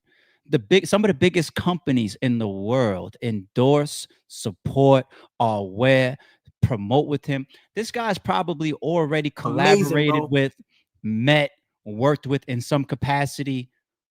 Like more stars than like. How old is Cenat? Let me pull that up real quick. How old is Cenat? How old is this kid? And when I say kid, I mean respectfully. 23 years old. 23 years old. Who are some of the people we see on this guy's fucking streams? The Mariah Careys, the Snoops, the Kevin Harts. This guy is such a big deal, and it actually shocked the shit out of me. I pulled it up. I said, how much is Cenat worth? And it came up with like 30 million. And I was just like, can't be right. Got to be wrong. Doesn't make any sense. We just watched him give he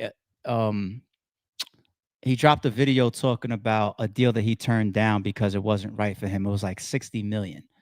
So why reports are saying that he's worth like 30 to me just doesn't make sense. Like, if I had to just guess, like I feel like he's already crossed $100 million as far as net worth. I don't know what he's making annually, but his net worth got to be over $100 million. 23 years old. And I like the kid. Like, I feel like his personality, the way that he inspires the youth, you know, he seemed to have kept like a clean image pretty much. the support that this guy needs to continue to get from us as a culture, because he's a big deal. This young guy is a big deal, man. I'm proud when I see young men like this. Shout out to Cenat and all his endeavors. And obviously the whole world is tuning into this kid. He can inspire a lot of our youth as well. So shout out to Cenat, man. Real talk. All right. And speaking of Cenat, and speaking about how much of a big deal he is, he's got some of the greatest lyricists in the world choking and get. Did y'all see this shit? Look at this. Ab-Soul addresses his on the radar freestyle on Cenat's Mafia-thon 3 stream after a rough outing. I honestly feel like B Rabbit. I choked. I honestly feel like B Rabbit. You know what I'm saying? I choked, man. Burn, burn, burn, burn. I don't know. I can't call it. You did. That happens to the administer big expenditures. Expenditures a million digits. Yeah, comma after comma after comma. Look, the big picture. Get with you. Just split you. Yeah. Poetically, blow whistles. Most definitely the best that y'all seen. You can hear it in his voice, B. You can hear it in his voice. He got up there and was so nervous. We done seen Ab-Soul do all types of shit in performances. Then he hop on stage at the pop out with Kendrick in front of how many? You got on this Mafia-thon stream, sat next to Cenat and bombed and choked. You can hear how nervous he was in his voice. It was crazy. If you watch the whole interview, I mean the whole freestyle, y'all, it's awkward. Cenat is like bobbing his head most of the shit, and then he gets to a point where he's just like, what the fuck is going on here? Awkward. Super awkward. Shout out to Ab-Soul. You know, at least he knows and he's admitting it. Hey, I choked. But I do feel like that's the gravity of this young 23-year-old Cenat. I believe that. This moment, for whatever reason, made a pure lyricist, pure performer like this just crack. But shout out to Ab-Soul. Shout out to Cenat, man. Keep doing your thing. All right. We did parenting. We did battle rap. We did Cenat, gave him his flowers like he deserves. Let's do a segment of crime. Okay, people? Let's go into the crime world for a second. And we're going to start here with DThang. Again, nigga. How long ago was it when we was just speaking on your arrest for guns in Miami? Again? New York drill rapper DThang arrested in Miami again after being caught with weed and cocaine while on bond for a gun charge, while he was out on bond. Mr. Collins, Judge. Mr. Collins is out on any bond. Thank you. Okay, Mr. Collins, the public defender has been appointed to represent you. You're charged with... Pause. Y'all heard that, right? It's got a public defender. That's number one. That's already an issue for... anyway, let me continue. With 1 count of possession of cocaine and 1 count of... looks like cannabis possession as well.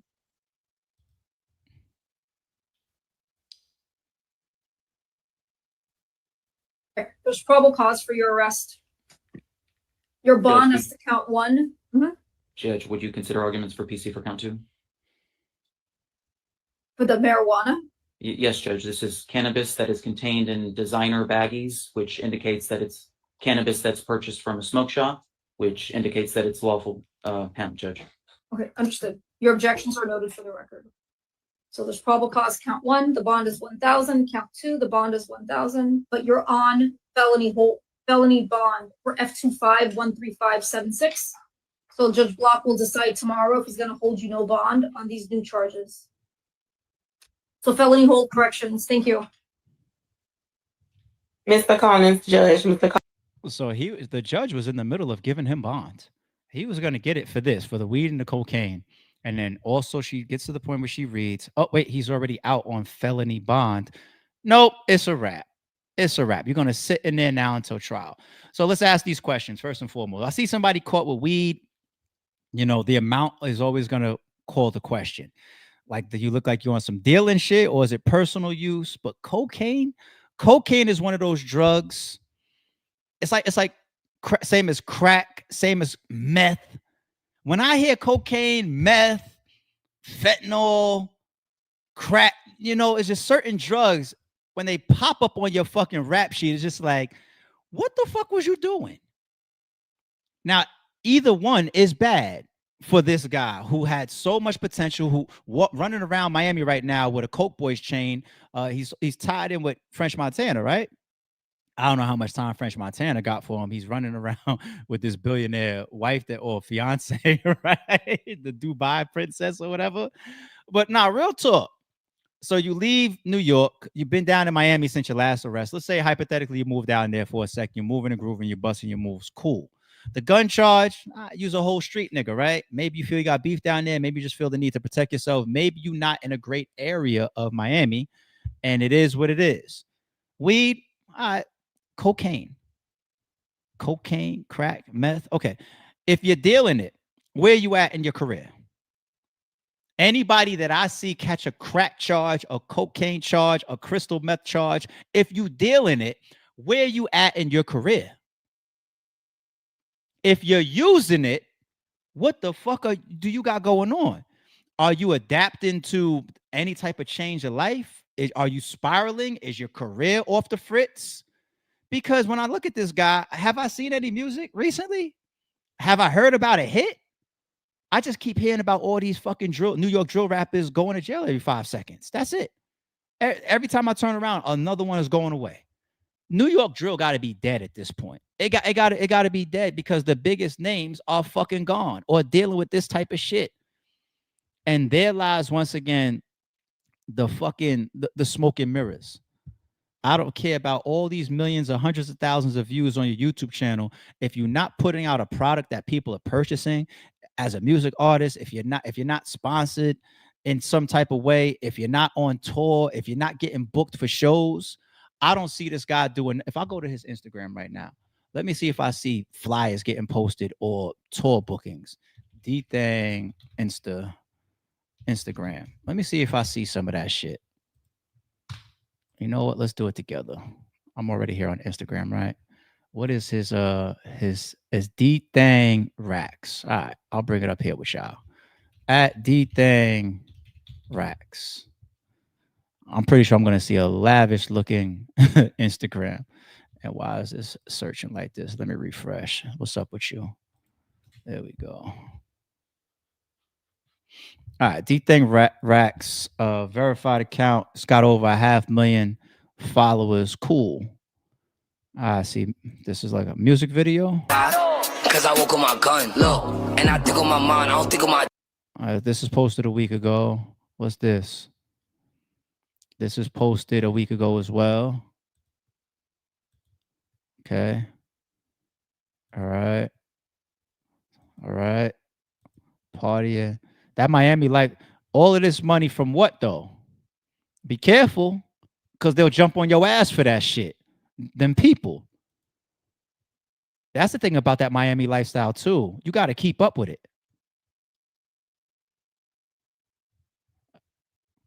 So why the fuck you got cocaine, B? Why the fuck you got cocaine? Watch everyone talking my name like I'm not one of them ones. I'm gonna let them do it. Out now on YouTube. I didn't even like the way that was sounding for a second, to be honest. What the fuck is going on? Smack Cocaine City DVD. What's this? Like that's no deal money. I think I seen some. Smack is like doing like a Twitch or doing something like going back to like the DVD type content thing. So he probably linked up with him in Miami and did some content. All right, man. I still haven't seen a flyer yet. I haven't seen promotion yet. Like pull up, we here tonight, or I got a show over there tonight. I don't know, man. I don't know what's up with these young kids, man. Is this the downfall of DThang? Is it over for him? Cocaine, crack, meth. Anytime I see that shit, I'm gonna think you up against the wall. I'm sorry. Or somebody need to help you. You on hard drugs. And within itself, that's gonna collapse your fucking career. Either one. All right, let's go over to Michigan, man. Very, very unfortunate news there. The church shooting. On Sunday morning, a madman killed at least 4 people and wounded 8 others at a Michigan Latter-day Saints church. The horror started around 10:30 a.m. when he rammed his Chevy Silverado truck into the building, where hundreds of worshipers had gathered for a Sunday service in Grand Blanc Township. The killer's vehicle had 2 large American flags behind the cab and a set of deer antlers attached to the bumper. He then got out and opened fire with an assault rifle on the congregation and set the church ablaze, causing the entire structure to burn down. So what do we know about the sicko who did this? The suspect's name is Thomas Jacob Sanford from nearby in the entire Rewind that for a congregation second. and set the church ablaze. People, forget the movies and TV. Do you know how hard it is to light a fire that's going to catch a whole building this big and create this type of damage? Was he in there sprinkling gasoline or accelerant for 30 minutes? Like, to get a fire going this big, what the fuck was he on? Causing the entire structure to burn down. So what do we know about the sicko who did this? The suspect's name is Thomas Jacob Sanford from nearby Burton, Michigan. He was a 40-year-old Iraq War veteran who served in the U.S. Marines. A Facebook post by Sanford's mother says the gunman served in Iraq from 2004 to 2008. According to Fox News, he worked as an organizational automotive mechanic and vehicle. I don't think so. There's a little bit of motive that they're going to talk about possibly in this video, I think. Recovery operator who earned a number of awards for his service and achieved the rank of sergeant. Social media accounts believed to be connected to Sanford reveal he was a family man with a wife and a young son. Pictures posted on Facebook show the family smiling, posing in the beds of pickup trucks or in a field of tall sunflowers. A dormant GoFundMe page from 2015 raised more than $3,000 for the couple's now 10-year-old son, who was born with congenital hyperinsulinism, or CHI, a rare genetic condition in which the pancreas releases too much insulin. As authorities investigate what led Sanford to commit his sickening crime, former Assistant FBI Director Chris Swecker told Fox and Friends First that a motive is already in sight. The FBI has taken the lead. That means they're treating this as either a hate crime or an act of domestic terrorism. The investigation is deep into it at this point with regard to motive. White House Press Secretary Carolyn Leavitt indicated that the gunman targeted the worshipers because of their faith. Well, from what I understand, based on my conversations with the FBI director, all they know right now is this was an individual who hated people of the Mormon faith. And they are trying to understand more about this, how premeditated it was, how much planning went into it, whether he left a note. All of those questions have yet to be answered. President Trump echoed that sentiment in a Truth Social post, in which he wrote, "This appears to be yet another targeted attack on Christians in the United States. This epidemic of violence in our country must end immediately." A city council candidate has since revealed a disturbing encounter he said he had with Sanford on September 22nd, when he was door-knocking constituents. Chris Johns told the Detroit Free Press that the two chatted for about 20 minutes, with Sanford at one point opening up about his time serving in Iraq as a U.S. Marine and struggling with drug addiction upon returning home. But what started out as a friendly conversation took a sharp turn when the subject of religious faith was brought up, and Sanford started ranting against Mormons after revealing he had a relationship with a woman whose family was Mormon when he lived in Utah. It was very much standard anti-LDS talking points that you would find on YouTube, TikTok, Facebook, John said, and culminated when Sanford stated that he considered Mormonism the Antichrist. The Burton City Council candidate said he recognized Sanford immediately when his picture was released after the shooting. "There are certain things you don't forget," he said. "This is not a forgettable guy." Sanford died at the scene during a gun battle with a Grand Blanc Township police officer and a Department of Natural Resources officer who responded to the shooting. Cops were on the scene 30 seconds after calls started coming in and took out the suspect in about 8 minutes. Detectives are reportedly probing whether the mass shooting and fire has any connection to the death of longtime National LDS Church President Russell M. Nelson, who died Saturday in Salt Lake City at the age of 101. That's fucking sad, B. Me not knowing enough knowledge about Mormons, I pulled it up because when Trump says the statement of this looks like an attack on Christians, I was just like, well, what's the difference between Mormons and Christians? So this is some of the details. It says, short answer, members of the Church of Jesus Christ and Latter-day Saints consider themselves Christians, okay? But not all other Christians agree with this. Why Mormons say they are Christians? They believe in Jesus Christ and the Son of God and the Savior of the world. Their full church name literally includes Jesus Christ. They read the Bible along with the Book of Mormon. They pray in Jesus' name and emphasize his role in salvation. On the flip side, this is why many traditional Christians disagree. Latter-day Saints theology includes scriptures outside the Bible, which are the Book of Mormon, Doctrine, and Covenants. Okay. They believe in a different concept of the Godhead, not the traditional Trinity. Okay. They teach that God was once a man and that humans can become exalted like God, a view mainstream Christians usually call heretical. Is that like where the movie Heretic comes from? All right. Many Protestant and Catholic churches do not recognize Latter-day Saints baptism as valid. So while LDS members identify as Christian, many evangelist, Catholic, or Orthodox groups consider Mormons a separate religion. Well, I learned something right there from reading that. That's the only thing that I probably will evade on this channel, religion. I might have my takes where I tell y'all about my own personal religious beliefs during certain streams. But this right here, that's why they're going to consider it a hate crime. Hate crimes don't have to be racism. You know, it could be religious based. It could be faith based. You know, I hate you because you're different. Period. Once again, man, I'm just glad that it's not.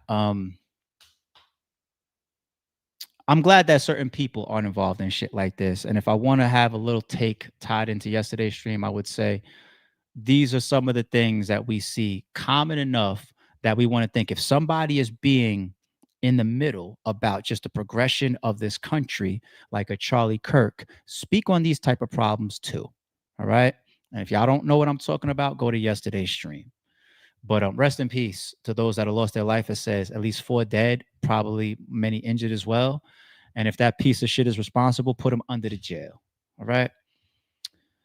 All right. I got one more closing out our crime segment. How did you pull this off? Who is this guy again? $230 million crypto scammer won't face prison time. Instead, will do 2 years community service. Oh my God. 20-year-old. He's 20 years old, 20-year-old, and $230 million.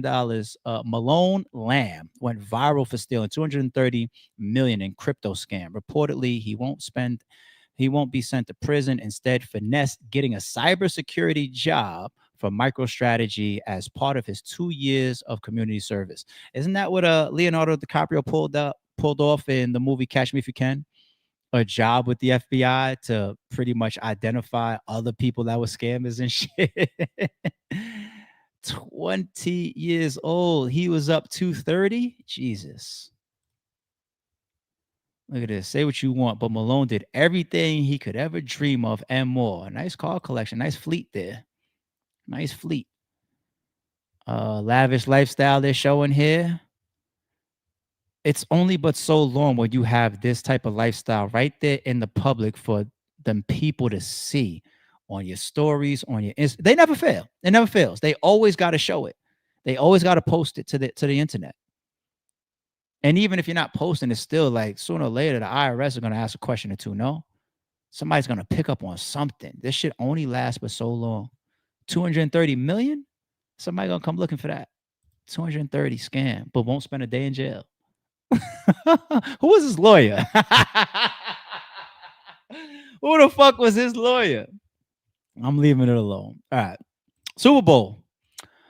My wish for the 2026 Super Bowl is now dead. All right. I was hoping that it would be Jay-Z. My perfect Super Bowl coming up would be Jay-Z halftime show and Lamar Jackson and the Ravens in the Super Bowl game as well. But all right, one down, one to go. I'm going to do everything in my power to make sure the NFL has to back away from this decision. This is a horrific decision. Why? Why? Hold on. And everything in your power, Jason. It's an anti-ICE rally. That's all. This is trolling Donald Trump in Northern California. This is Gavin Newsom and Nancy Pelosi and Kamala Harris saying, hey, look, they just had a Charlie Kirk memorial service that had a pretty pro-Christian message and was powerful.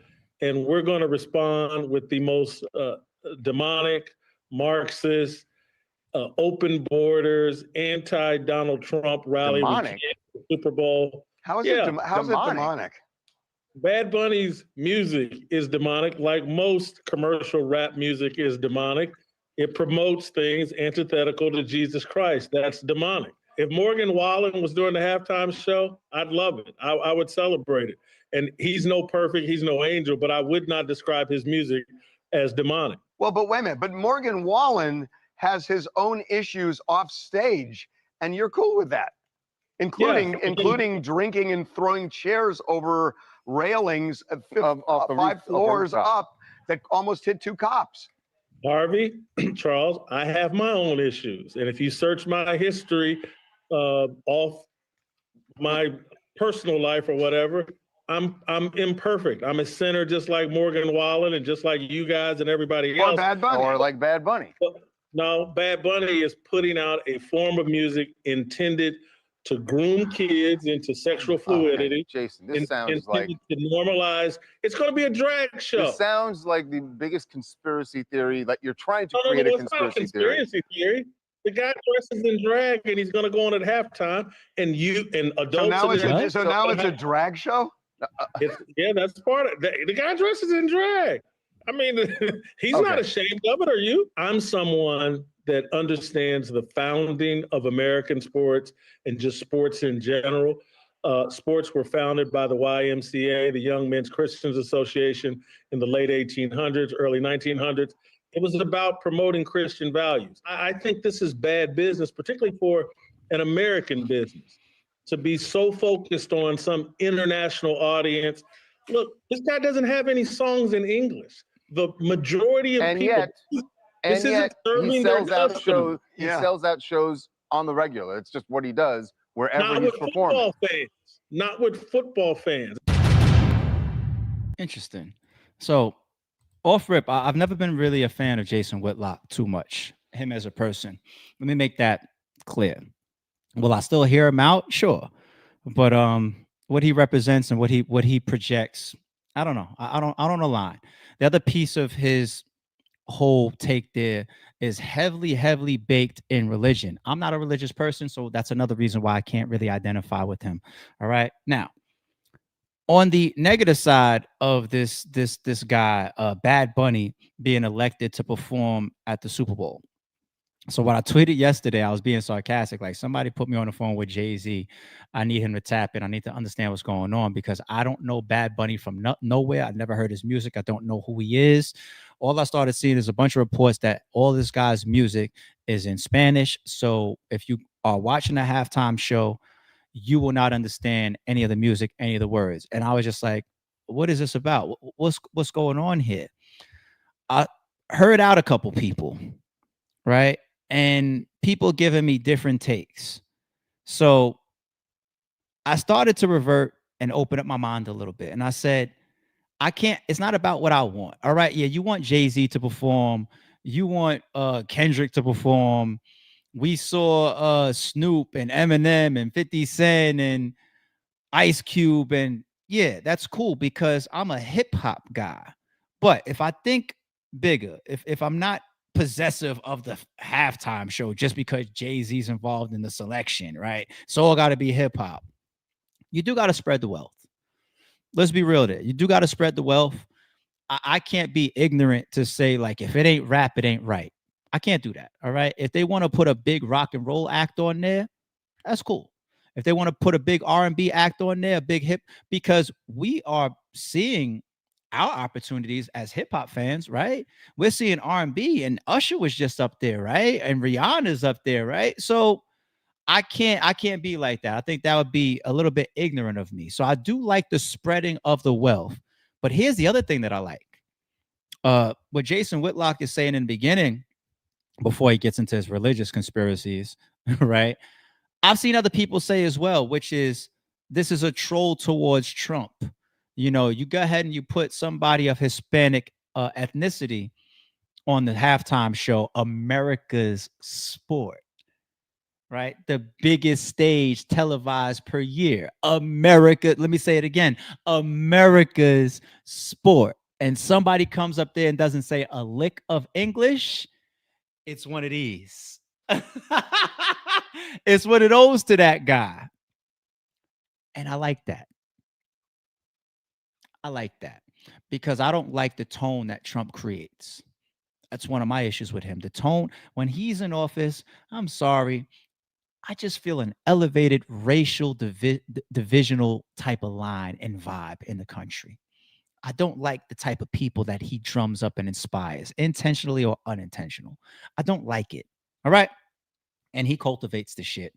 And so do, like, let's say, the Charlie Kirks of the world. They drum that type of stuff up. I don't fucking like it. And you want to know what?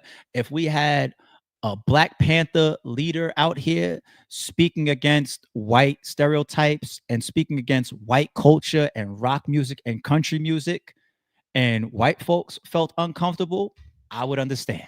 Okay, I would understand. So for those reasons of the expansion, of the sharing of the wealth, of the shot possibly at America, because think about this too. Kendrick Lamar's performance, anybody that says it's about Drake, I don't like that conversation. Actually, when I was doing my recaps and we was in that moment after the Super Bowl, if you remember some of them streams, people, if you've been here long enough, I was at the point where I was offended. When we saw like Aiden Ross, he did a video, it's all about Drake. I just don't care about a show that's all about Drake. I was disgusted and I was offended. That was probably one of the biggest moments of making me decide, yeah, I don't fuck with this Aiden Ross guy. Why? Because after the Super Bowl was over, it was there in viral nature for, if you didn't catch it, for everybody to see it, follow up, and understand that this was a message to America. This was a message to the system. The whole thing with Uncle Sam, okay? Samuel L. Jackson playing Uncle Sam, him saying it's okay when you play certain songs, but, you know, dumb it down, appeal to certain arenas to move up. Oh no, you're being too abrasive when you play that type of music, right? The game, you know, of that you have to play in America to get ahead or to get by. It wasn't just about the PlayStation remote that was lighting up on the field. It's the big picture game. You know, some of the Easter eggs in it, some of the stage layouts, the American flag dances. What Kendrick did up there was he took the biggest stage in America and said, pay attention. This is kind of a fuck you, or kind of a we know what's going on, or kind of a expose it if you don't know what's going on, or a combination of all three. Yes, we all want to hear Not Like Us. We want to see if he was going to do it. That's what we were all caught up in, right? But he took that moment and created a whole set around a huge American-based message. And anybody to denounce that or to say, I didn't care, that's not what it was all about. I don't want to have a conversation with that type of person. And if that person watched all the breakdowns, caught all the imagery, saw all the messages, and still wants to say some other shit, I'm going to damn near put you in a racist bracket, depending on how you come off. I hate that. Fuck Aiden Ross for that. You know, like Drake, fuck Drake. What Kendrick just did on that stage. Fuck Drake. It's a bigger thing. If you're black, you definitely can identify. If you're open-minded and a cultural and a respectful white person or non-black person, you get it as well. But anyway, so following up what Kendrick did, if they're saying, okay, let's get another fucking message sent to these people by getting this Bad Bunny guy up here, it opens my mind a little bit more again. Just like it did with Kendrick. I'm pulling up saying, Not Like Us, you're going to do it, you're going to do it. And I left feeling like, damn, ARP, you's a fucking low-level thinking. It's bigger than that, you dickhead. Thank you, Kendrick, for opening up my mind. Thank you for that moment. Thank you. And the same thing with Bad Bunny yesterday. Bad Bunny, I don't know his songs. He don't speak English. Man, fuck, somebody get Jay-Z on the phone. Wait, hold on. Pay attention. Bigger messaging. Bigger move. Share the wealth. The same way I could say, yo, why we got all these shows and we haven't seen any hip-hop artists before we saw hip-hop artists, right? Okay, let them have a moment as well. People that appeal to that genre of music. And if there's more depth to it that possibly helps some of the lack thereof within America, do it. The religious stuff, Jason Whitlock, you could keep that shit.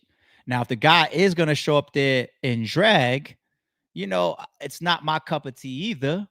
But he's not the only person that got people showing up in shows with drag. Beyonce does it all the fucking time. You know how many dancers are behind Beyonce when she's on tour and you think that they're women and they're fucking men? I'm okay with, do your thing. I'm cool with it. I ain't denouncing that. You know what I'm saying? It's all good. I'm not saying that Bad Bunny is gonna the lead person coming out and pulling a RuPaul, not my cup of tea, right? I might do something else during a halftime show, right? But trying to turn that into this whole, it's the same thing about all of hip hop. It's all demonic. Motherfucker, every genre of music got sinning in it then. Every single one. And anytime y'all attack hip hop, I'm going to go and turn towards Hollywood. Every fucking time. Every time. Anytime there's loss of life, there's theft, there's cursing, there's mistreatment to your fellow human being in a movie, I'm going to say, don't talk to me about hip hop when you got that industry right there. And one of your governors can be coming from being the fucking Terminator. Shut the fuck up. I don't like selective politicking with some of you fucking cooning ass Jason Whitlock motherfuckers. Bootlicking ass motherfucker. Get him off my screen. You bootlicking piece of, and don't try to cover it in no fucking religion. No, I'm not letting you slide with that. I'm not letting you slide with that. Did you attack Kendrick got curse words and violence in his shit? Did you attack Kendrick the same way you're attacking Bad Bunny? And I don't got no reason to stand up for Bad Bunny. I don't know his music. I'm just keeping it 1,000. Did you attack Kendrick last year too? Jason Whitlock, are you at least being fucking consistent? Or try to use religion over here. You're a fucking bootlicking coon. You be cooning for them people. And that's why people don't like you. That's why people can caught on to you. You be cooning. You be fucking cooning. Fuck out of here, Jason Whitlock. Who the fuck is he? Shout out to Bad Bunny. I can't tell you one of his songs. I'm about to be some pro-supportive Bad Bunny show based on, unless some other shit comes out about him that I don't know yet. Let me leave that disclaimer just in case. All right, let me go to Jim Jones, man. What's he got going on? Is Jim Jones lying to me right now? You know, I was always saying Mase, but I was like, it's kind of not fair because he only had one album and he ran out of there. So it's like, but that album was on the moon. Oh, cool. Okay, cool. But it's one album. You heard? What else do we get to base it off? Oh, he had Harlem World. He became a preacher after that. Yeah, Harlem World. Harlem only do no numbers. Shout out to Huddy. But the fact that you have a crew, Harlem World. Like, come on, man. That was major. That was their crew. That wasn't our crew. No, but still, it's Harlem. Our crew was Diplomat. It's still, I understand, but it's Harlem World. It's representing the city. It's representing the town. Well, it was a division in the town. All right, say and he wasn't there. All right, but go ahead. He ran out of there. Well, go ahead. So he might get an honorable mention. No shade, Beffa. Don't matter anyway, nigga. Go So, you know, I was always saying Mase, but I was like, it's kind of not fair because he only had one album and he ran out of there. So it's like, but that album was on the moon. Oh, cool. Okay, cool. But it's one album. You heard?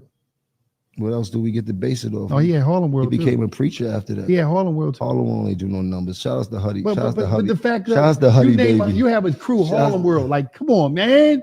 That was major. That was their crew. That wasn't our crew. No, but still, our crew was Diplomat. It's still, I understand, but it's Harlem World. It's representing the city. It's representing the town.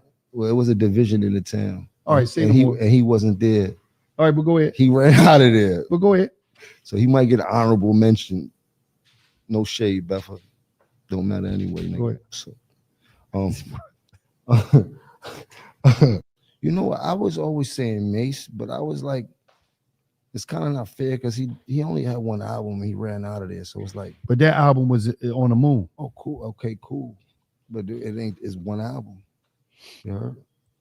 What else do we get to base it off? Oh, he had Harlem World. He became a preacher after that. Yeah, Harlem World. Harlem only do no numbers. Shout out to Huddy. But the fact that you have a crew, Harlem World. Like, come on, man. That was major. That was their crew. That wasn't our crew. No, but still, our crew was Diplomat. It's still, I understand, but it's Harlem World. It's representing the city. It's representing the town. Well, it was a division in the town. All right, and he wasn't there. All right, but go ahead. He ran out of there. But go ahead. So he might get an honorable mention. No shade, Beffa. Don't matter anyway, nigga. Go ahead. So, Yo, the flinch at the end is hilarious. Like, well, we were just thinking of a Jim the other day, right? When he pulled up on Cenat, brought his food truck. I love the hustle. I respect the hustle. What Jim albums do I have physical hard copies of? So I got Capo. You know what I'm saying? What else do I got? Oh, I got the Bird Gang album, right? The MOB album. Yep, I got it. I got Hustler's Poem. I got it. Diary of a Summer. On my way to church. Was I there? I think he was. You add them all up, and you don't get the impact of this. Who the fuck was there? Who? Are you fucking kidding me? Puff's intro, Do You Want to Get Money featuring Puff, Take What's Yours featuring DMX, the Mad Rapper interlude.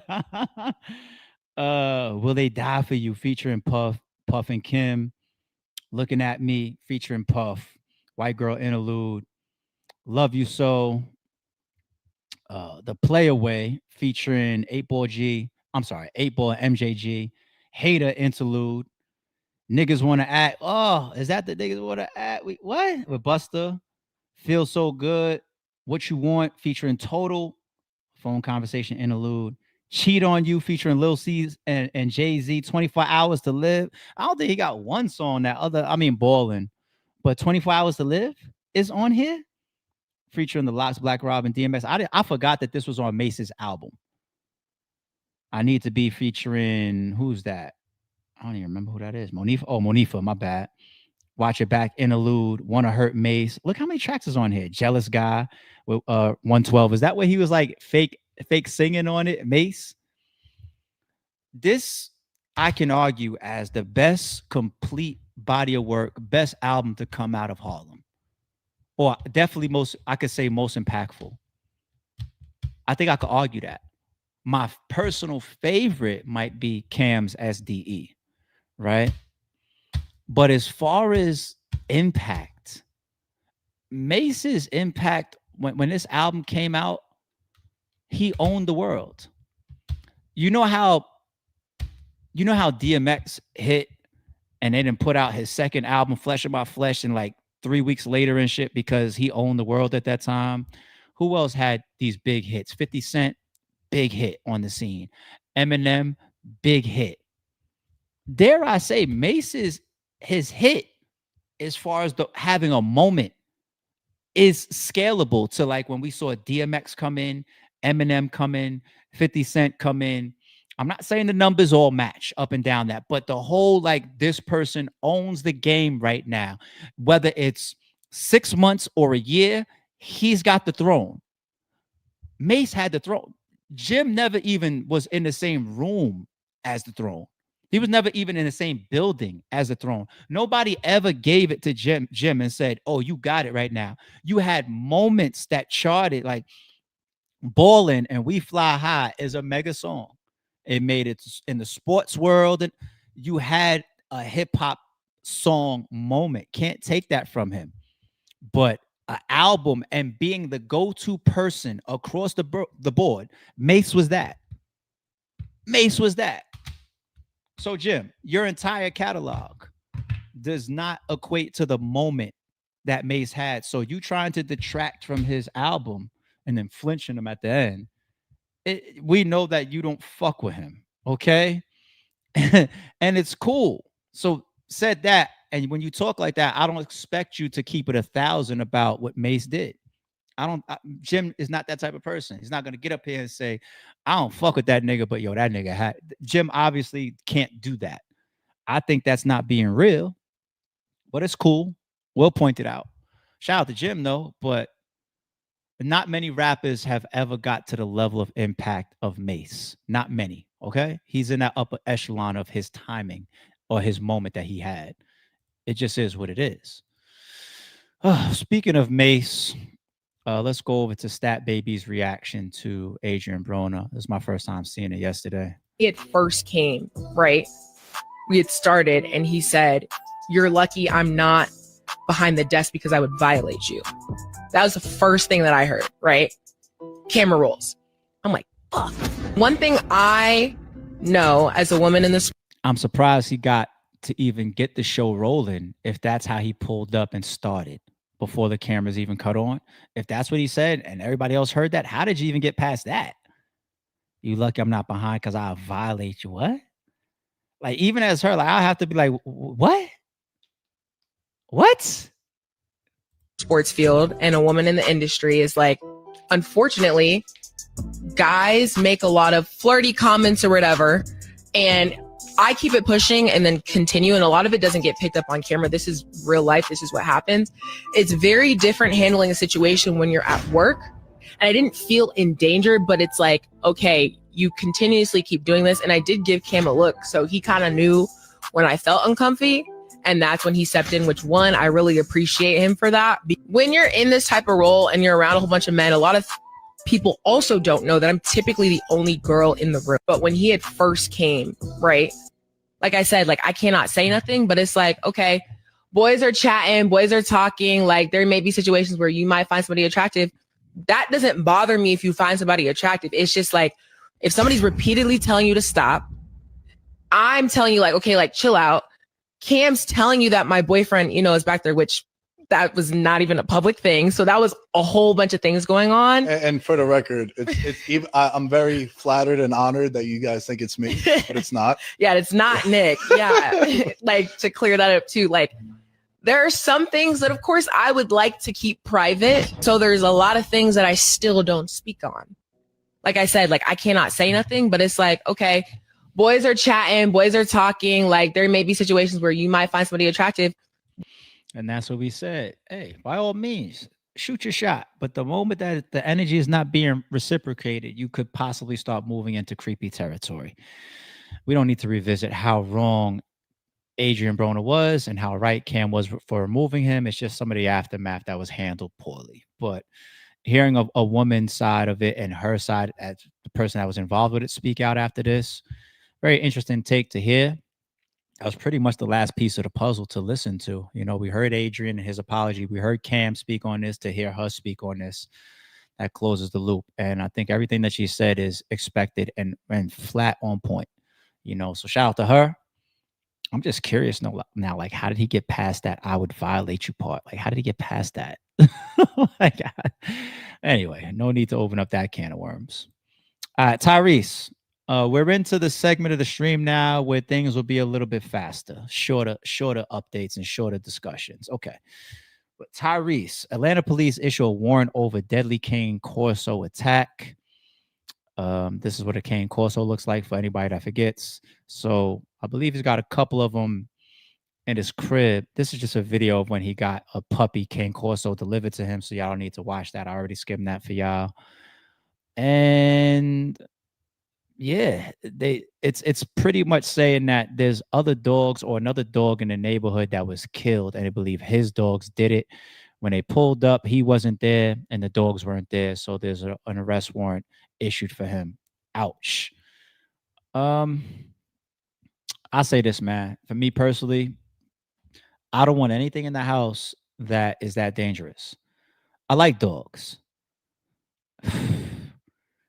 I know pit bulls sometimes get a bad reputation, but the physicality of them is something I could never be comfortable with, because animals are animals. I know everybody swears up and down you could domesticate just about anything under the sun. Some of y'all out there got lions in your crib over in Dubai and whatnot. And every time I see these when animals attack videos, what do we all say? Duh, motherfucker, it's a lion. Like, why are you trying to pet the bear? Like, because he was cool for the last 2 years and he finally flipped on your ass, like, you want to blame the dog now? It's called animal instincts. They're born with it, motherfucker. You know, like, I've been bit by, I got a scar under my eye from being bit by a dog, all right, as a little kid. But me personally, it's just a danger. Like, and y'all, they be having them with like little babies and kids, like little small kids in the crib. Pit bulls, Rottweilers, dope, like big, powerful, heavy, 100+ pound dogs and shit. Hey, I just could never do that. Like a cane Corso. Cane Corsos are considered one of the most powerful dog breeds in the world. And in the, you know what? Should I play it? In this video, he's got his little, I'm gonna leave it alone because it was just a puppy at the time. But he's got his little kids in the house. I'm not trying to say that makes you a bad parent or nothing, P. I'm not going there. I'm just not like that. If I have to possibly fear turning around one day and a pit bull got my fucking son or my daughter by the leg or by the arm, or worst case, the face or the throat, because my kid is smaller and not even strong enough to get a pit bull off of them. And some people, grown ass men and women, get mauled out by dogs too. You just can't get them off. Like, nah, man. If I had a cane corso, I'd be probably walking around the house with a bare minimum a knife on me. You see how some of these big snake owners, they always got knives on them in their own house? Because that big python or anaconda that you got in your crib, if it starts to wrap around you, nobody may not be there to save your ass. They gotta train your ass how to save your life from your own pet. You see how they teach you. I don't know if y'all ever heard this before, but like some people that got restrictive snakes in their crib, they teach you the moment a snake starts to try to coil, put your arm next to your neck like this.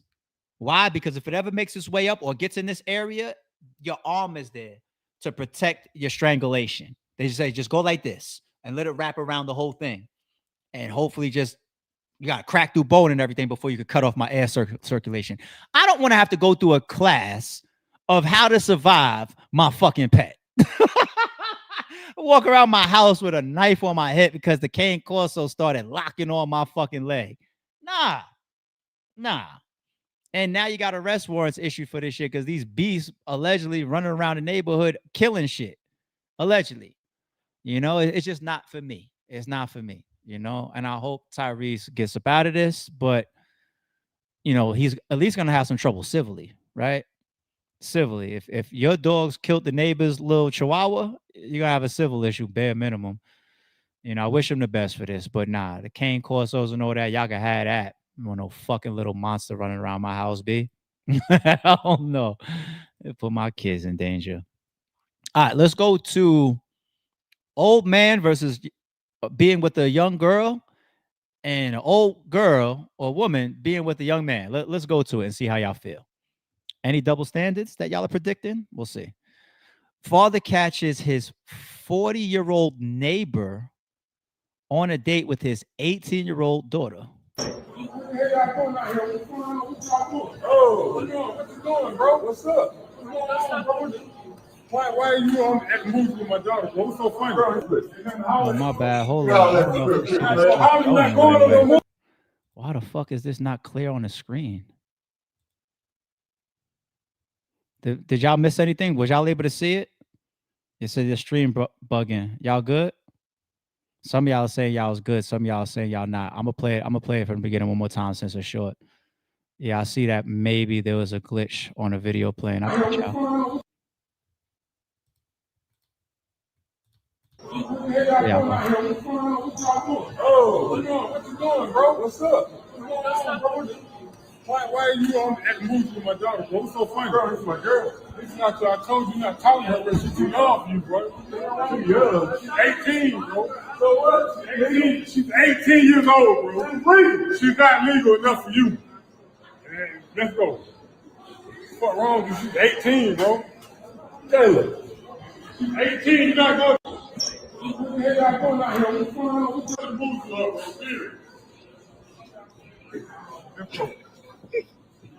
Hey man, fuck this. Hey, bro, my daughter's 18. She's not going on no movie, no fit, bro. Let me holler at you real quick. Let me holler at you real quick, man. How are you not going on no movie? Let me holler at you real quick, man. No. But you're not taking my daughter to no movie. Hey, you ain't gonna say that? No. Hey. It's a wrap. It's not recording it. Yeah, I do see some glitching when comments come up. Somehow what's staged is being removed as well. StreamYard on this shit again. But there we go. All right. Now, yeah, I see y'all in the comments about like what the fuck is going on with dude as far as even the response. Like, look at this comment right here. Somebody puts the meme of somebody getting their ass whooped. He definitely was the calmest father that you could ever be in this situation. I don't know how he did that. If I catch my neighbor at the movie theaters with my 18-year-old daughter and he's 40, as if you were sneaking this shit, and then you had the nerve to tell me she's legal. I don't even know if there would have ever been a conversation. I don't want to say too much on the internet because shit like that comes back to you in the future. If you ever have a situation, people use my streams against me. But one thing that he should have bare minimum felt inspired to react to was dude is running up on him too as he's walking away with his daughter. Dude is just really, really trying to follow him down the hall, saying, man, fuck that. No, come here with that girl. What? The father has already made a decision. You walking up on his bed? I don't know. All right. So everybody's uncomfortable with that, right? We're all on the same page there, right? 40-year-old man, 18-year-old girl, nobody's comfortable, right? Okay, cool.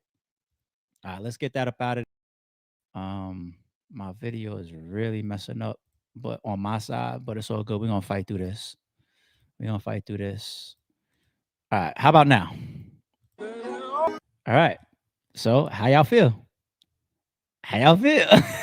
Is anybody disgusted? Does anybody feel violent right now?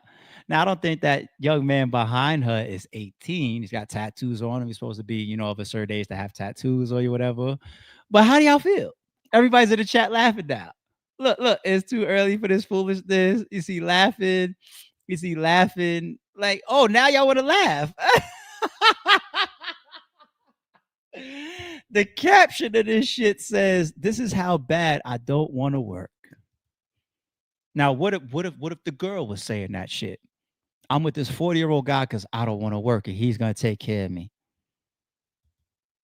Society's double standards is crazy, but I at least agree with this societal double standard. Me personally, when I see the old man with the young guy, hey, you know what I'm saying? Gonna get you. I mean, whatever. Do y'all thing. If I saw the reverse, I feel violent. I feel disgusted. I feel creeped out. But I just want to see if y'all was gonna be like me. You know what I'm saying? Look, as somebody said, damn, ARP, you set us up with a good one on that one. I just wanted to see what y'all was gonna say. That's all. All right, we'll move on. I just wanted to see what y'all was gonna say. I'm gonna skip that one. And I'm going to go straight to this one from Checks and Balances. Yeah, StreamYard is bugging right now, y'all. And before I go through this last one, I'm going to make sure that y'all can see it. Can y'all see what's up on my screen, y'all? StreamYard is acting buggy again, y'all. Can y'all see what's up on my screen? Y'all good? Can y'all see it? I want to close out with this one. Highway says, High and Wavy says, yep. Okay, I can't pull up no comments during this right here because when I pull up comments, things go down. I see Nikita saying yes. It's weird. It's acting buggy. But all right, let's do it. Shout out to Checks and Balances. They're quitting up against Nolan. Look at these classic flicks. I'm going to try to do this right here with y'all. All right. On the left, under quitting, Pulp Fiction versus Nolan's Dark Knight. As classic as Pulp Fiction is, how do you get around Dark Knight? You could argue Dark Knight in a top 10, top 15 of all time. The pace of it, the production of it, the acting of it. Of course, people sometimes criticize the Batman shit with the voicing and all that. But come on, man. Your Joker is all-time acting ability, acting character of all, like, I can go 50 years from now and talk about what Heath Ledger did in Dark Knight. It's incredible what he did. And it's just a classic movie, man. So Dark Knight wins that. Django versus Inception. Very, very tough for me. Very, very tough for me. Fuck. Conceptually, Inception wins. But just overall as a piece of entertainment, I might like Django more. I might have to go Django right there. So we're kind of tied at that point. Interstellar, I'm sorry, people, I didn't see it. But no matter what it is, I don't know if I would have given it a win over Inglourious Bastards. Inglourious Bastards has some of the best isolated scenes that I've seen since it came out. What I mean by isolated scene, Quentin is a master of it. Taking an extended moment and making it a movie within itself. For example, the opening scene where the Jew killer, whatever, YouTube, I'm speaking about the scene of movies, don't kill me, please. Sits down with the guy that's hiding, the Jews, right, in his basement. That whole scene at the kitchen table where he's like, his intimidation comes on later, and he's like just like tricking him out of it. That whole scene is just, it's incredible the way that the drama is built up step by step. Another incredible movie within a movie type of scenes that I mean that Quentin is a master of doing that happens in the Inglourious Bastards. The shootout in the basement where they were in there acting like they were Nazis or whatever. But they were getting exposed by the high-ranking official that sat down with them like, wait a minute, your accent is a little off. And then at the final end of it, he puts up 3 the wrong way when he's ordering 3 drinks. And then the shootout happens after that. So Inglourious Bastards is just too genius. Reservoir Dogs versus The Prestige. I don't like to vote against Reservoir Dogs. So if y'all want to argue with that one, I'm cool. I'm cool on an argument. Kill Bill Volume 1 versus Memento. Kill Bill Volume 1. Kill Bill Volume 2 versus Oppenheimer. That's a little tougher than that last one to me, but I don't know. Maybe it's because I just love what Quentin did with the 2 Kill Bills. I'm going Kill Bill for both of those. Hateful Eight is one of my favorite movies of all time. Batman Begins is good, but it's not even half a Dark Knight. Well, is it half a Dark Knight? It might be. But Hateful Eight, I got to go with. And Dunkirk kicks the shit out of Once Upon a Time in Hollywood. I feel like that was a miss for Quentin Tarantino. So for me, Quentin wins on the left side when you compare those specific movies. There's room to argue for Nolan there, but Nolan might have the best overall movie on the list, which is The Dark Knight. If you got to pick one movie from both sides, Nolan might got it. So shout out to Checks and Balances. But when I saw this, I was like, ooh, this I don't like doing this one, but we're gonna do it. So this was dope. This was dope. I don't know how much y'all agree or disagree with me in the chat, but yeah, it's not easy. It's not easy. So all right. I'm gonna come back up here on the big screen. Let me see if I could pull up some of these supers without the fucking video going down. It's weird. It might, but I'm gonna try. Miss AB gifted at 554 a membership. See, now on my side, I don't see myself on the stream. It's very, very weird. StreamYard is tripping. Miss AB again. This was during our first topic. She said kids need to fear authority. Actually, I think I caught all the ones in that topic during the time because we was in mode for that one. Yeah, so I did catch all of these. AB had these to say. Jay jumped in with this one. We brought up that one when we was going over the Young Thug and the Gunna piece. Okay, I don't think that we caught this one from Jay. Jay says, holding a grudge only hurts you most times. They don't care that you're mad at them. Forgive not for them, but for your peace. So I definitely agree with that, how much a grudge can hurt you. Let me just offer up another perspective. Holding a grudge sometimes can save you, right? If holding a grudge versus somebody that really, really fucks you over badly will keep you away from them, then that's a safety net. Because think about on a reverse, think about how many times people have been given a chance to fuck somebody over again, and then they fuck them over even worse, right? I beat the shit out of my woman. She forgave me. And then a month later, I ended up taking her life. You see what I'm saying? So it depends on how you hold a grudge. If the grudge that you hold is like, nah, I'm cool, I don't fuck with you, and there's a certain energy that even is still in your heart, that keeps you feeling a certain way or edgy towards a person and that saves you or keeps you away from what was done wrong to you, I'm cool with that. But if the grudge eats at you, meanwhile, you should have moved on and it affects your day to day, then it's a bad grudge that you're holding. And I think that's the big difference. Don't let it affect your day to day. You can't wake up saying, I'm mad because I just saw a post from Gunna and he's doing good. That's not a good grudge to hold. If it's like, I don't think about this nigga, he happened to text me and I'm like, oh, fuck you, bitch ass nigga. How dare you text me? You robbed me. That's a good grudge to hold. All right. I never thought about it like that, like two different types of grudges. All right. Nikita says, good morning, y'all. Share. Join the green team, of course. Don Bean is here. Says, peace to ARP and the gang. Like, share, and subscribe. Please do so. Jay came back and says, Baby Shark, doo-doo Baby Shark. Which one was this? 655. I forget which topic this was, love. My bad. LA, our member says, yeah, definitely would have led something going on even before the battle, during the battle, or after the battle. Content would have been crazy for a week. He's talking about when we was going over Eazy, the block captain, J2, Rem, and Hustle, and TBL situation, all those parties involved. Yeah, avoid it. And that's one thing I did appreciate and respect from Eazy stream last night when he gets into the whole segment of the job is for us to make it into our places of business and make it home. Like, why should we be around each other if we have problems? He's right about that. Abso-fucking-lutely. All right.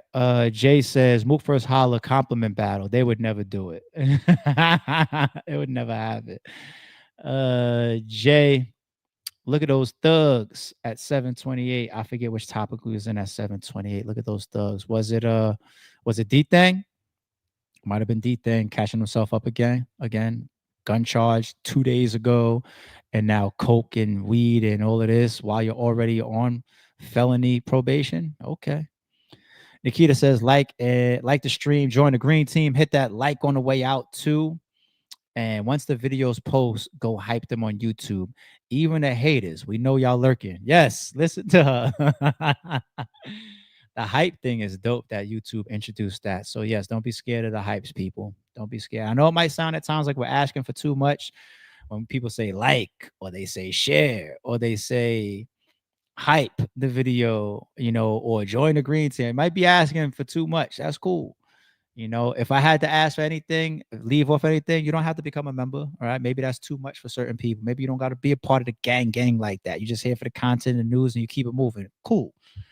But a like, or maybe a little share, that's too easy. You know what I'm saying? That's way too easy, people. Craig OG says, Mormons are not considered Christians because they have heretical teaching. So yeah, when we went over that in the background, I see the comparisons based on what was laid out. And I learned something new this morning by reading that. I just hope that that's not the true motive behind it. But when you shoot up random people in a church and then you burn the place down, what else could it be other than an alleged hate crime? Right? So details to come. Unfortunate, man. Sick.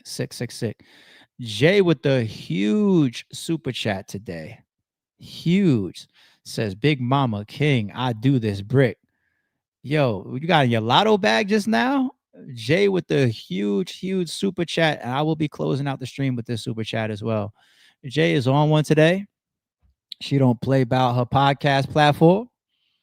Jay's like, no, this is my shit too. Actually, it's mine more than ARP's. And I love her for it. Thank you, Jay. I really appreciate you, your dedication to the podcast, your support of the podcast. I know there's a lot of people out here that I can call out, and I do as well. But today, right now, this is your moment. So I want to single you out. Thank you, Jay. I really, really appreciate you. This is dope for people to see. Just people to see that we have this type of support over here consistently. Thank you, Jay. God the Brand says, oh no, he gifted 5 memberships at 8:14, 6 minutes ago. So y'all got a couple minutes to catch these. I don't know, mods. Let me know even in the chat, DM me or something like that. When gifts come out, do you need to be on the stream to catch them? I asked that question a couple weeks ago. I could have Googled the fucking answer, chat. My bad. but I just don't know how that works. I don't know if people off the streams can catch them as well. Like, can you be like a subscriber to the channel and catch a membership? Do you have to only be on the streams to catch them? I gotta double check that. But shout out to the mods, shout out to the members, and like I said, I'm gonna close this one out with Jay up here. Hope this was a cool stream for y'all. 2 hours and 20 minutes. I'm not shocked because we had a lot of pieces. That's why we got to work pretty fast. I tried to skim down the intro a lot, and also drop a comment below when the video is done and the video's posted to the channel. Let me know about how you feel about the opening topic. Not just your opinions on it, about physical discipline up to a certain point, about the difference of times, about a man's presence in a household, the fear factor in a household, certain type of fear, people, okay? Not shaking, but a disciplinarian type of fear, okay? And also even starting some of our streams like that. I like to switch things up a little bit, keep y'all guessing. You see the thumbnail and realize like, yo, you never know. He might start the stream with something else that I'm just as, if not more, interested in. Leave me out feedback. I like to be my own worst critic, but I love to also consider respectful criticism, feedback, likes and dislikes. You know what I'm saying? So drop the comments below. Let me know how y'all feel. Y'all shoot me a tweet on Twitter. Try to avoid DMing me on Instagram because I got too many, and I spend 2 hours a day keeping up on my fucking DMs. From a business standpoint, from a checks and balances standpoint, from a podcast standpoint, from people's standpoint. So I clear out my DMs almost every day, and it's not easy. All right. So get at me, y'all. Tuesday. Enjoy y'all day. Be safe. 6 a.m. We be back here bright and early in the morning. I got y'all. We out. Don't confuse silence with work ethic. I'm a boss making decisions, my first fetish. The verse cherished is perfect, that's a reverse blemish. I dropped it, connected the block, learn Tetris. This is the Sorry It's True podcast. Welcome to the house of. And shout out to the members. I think still got a gun.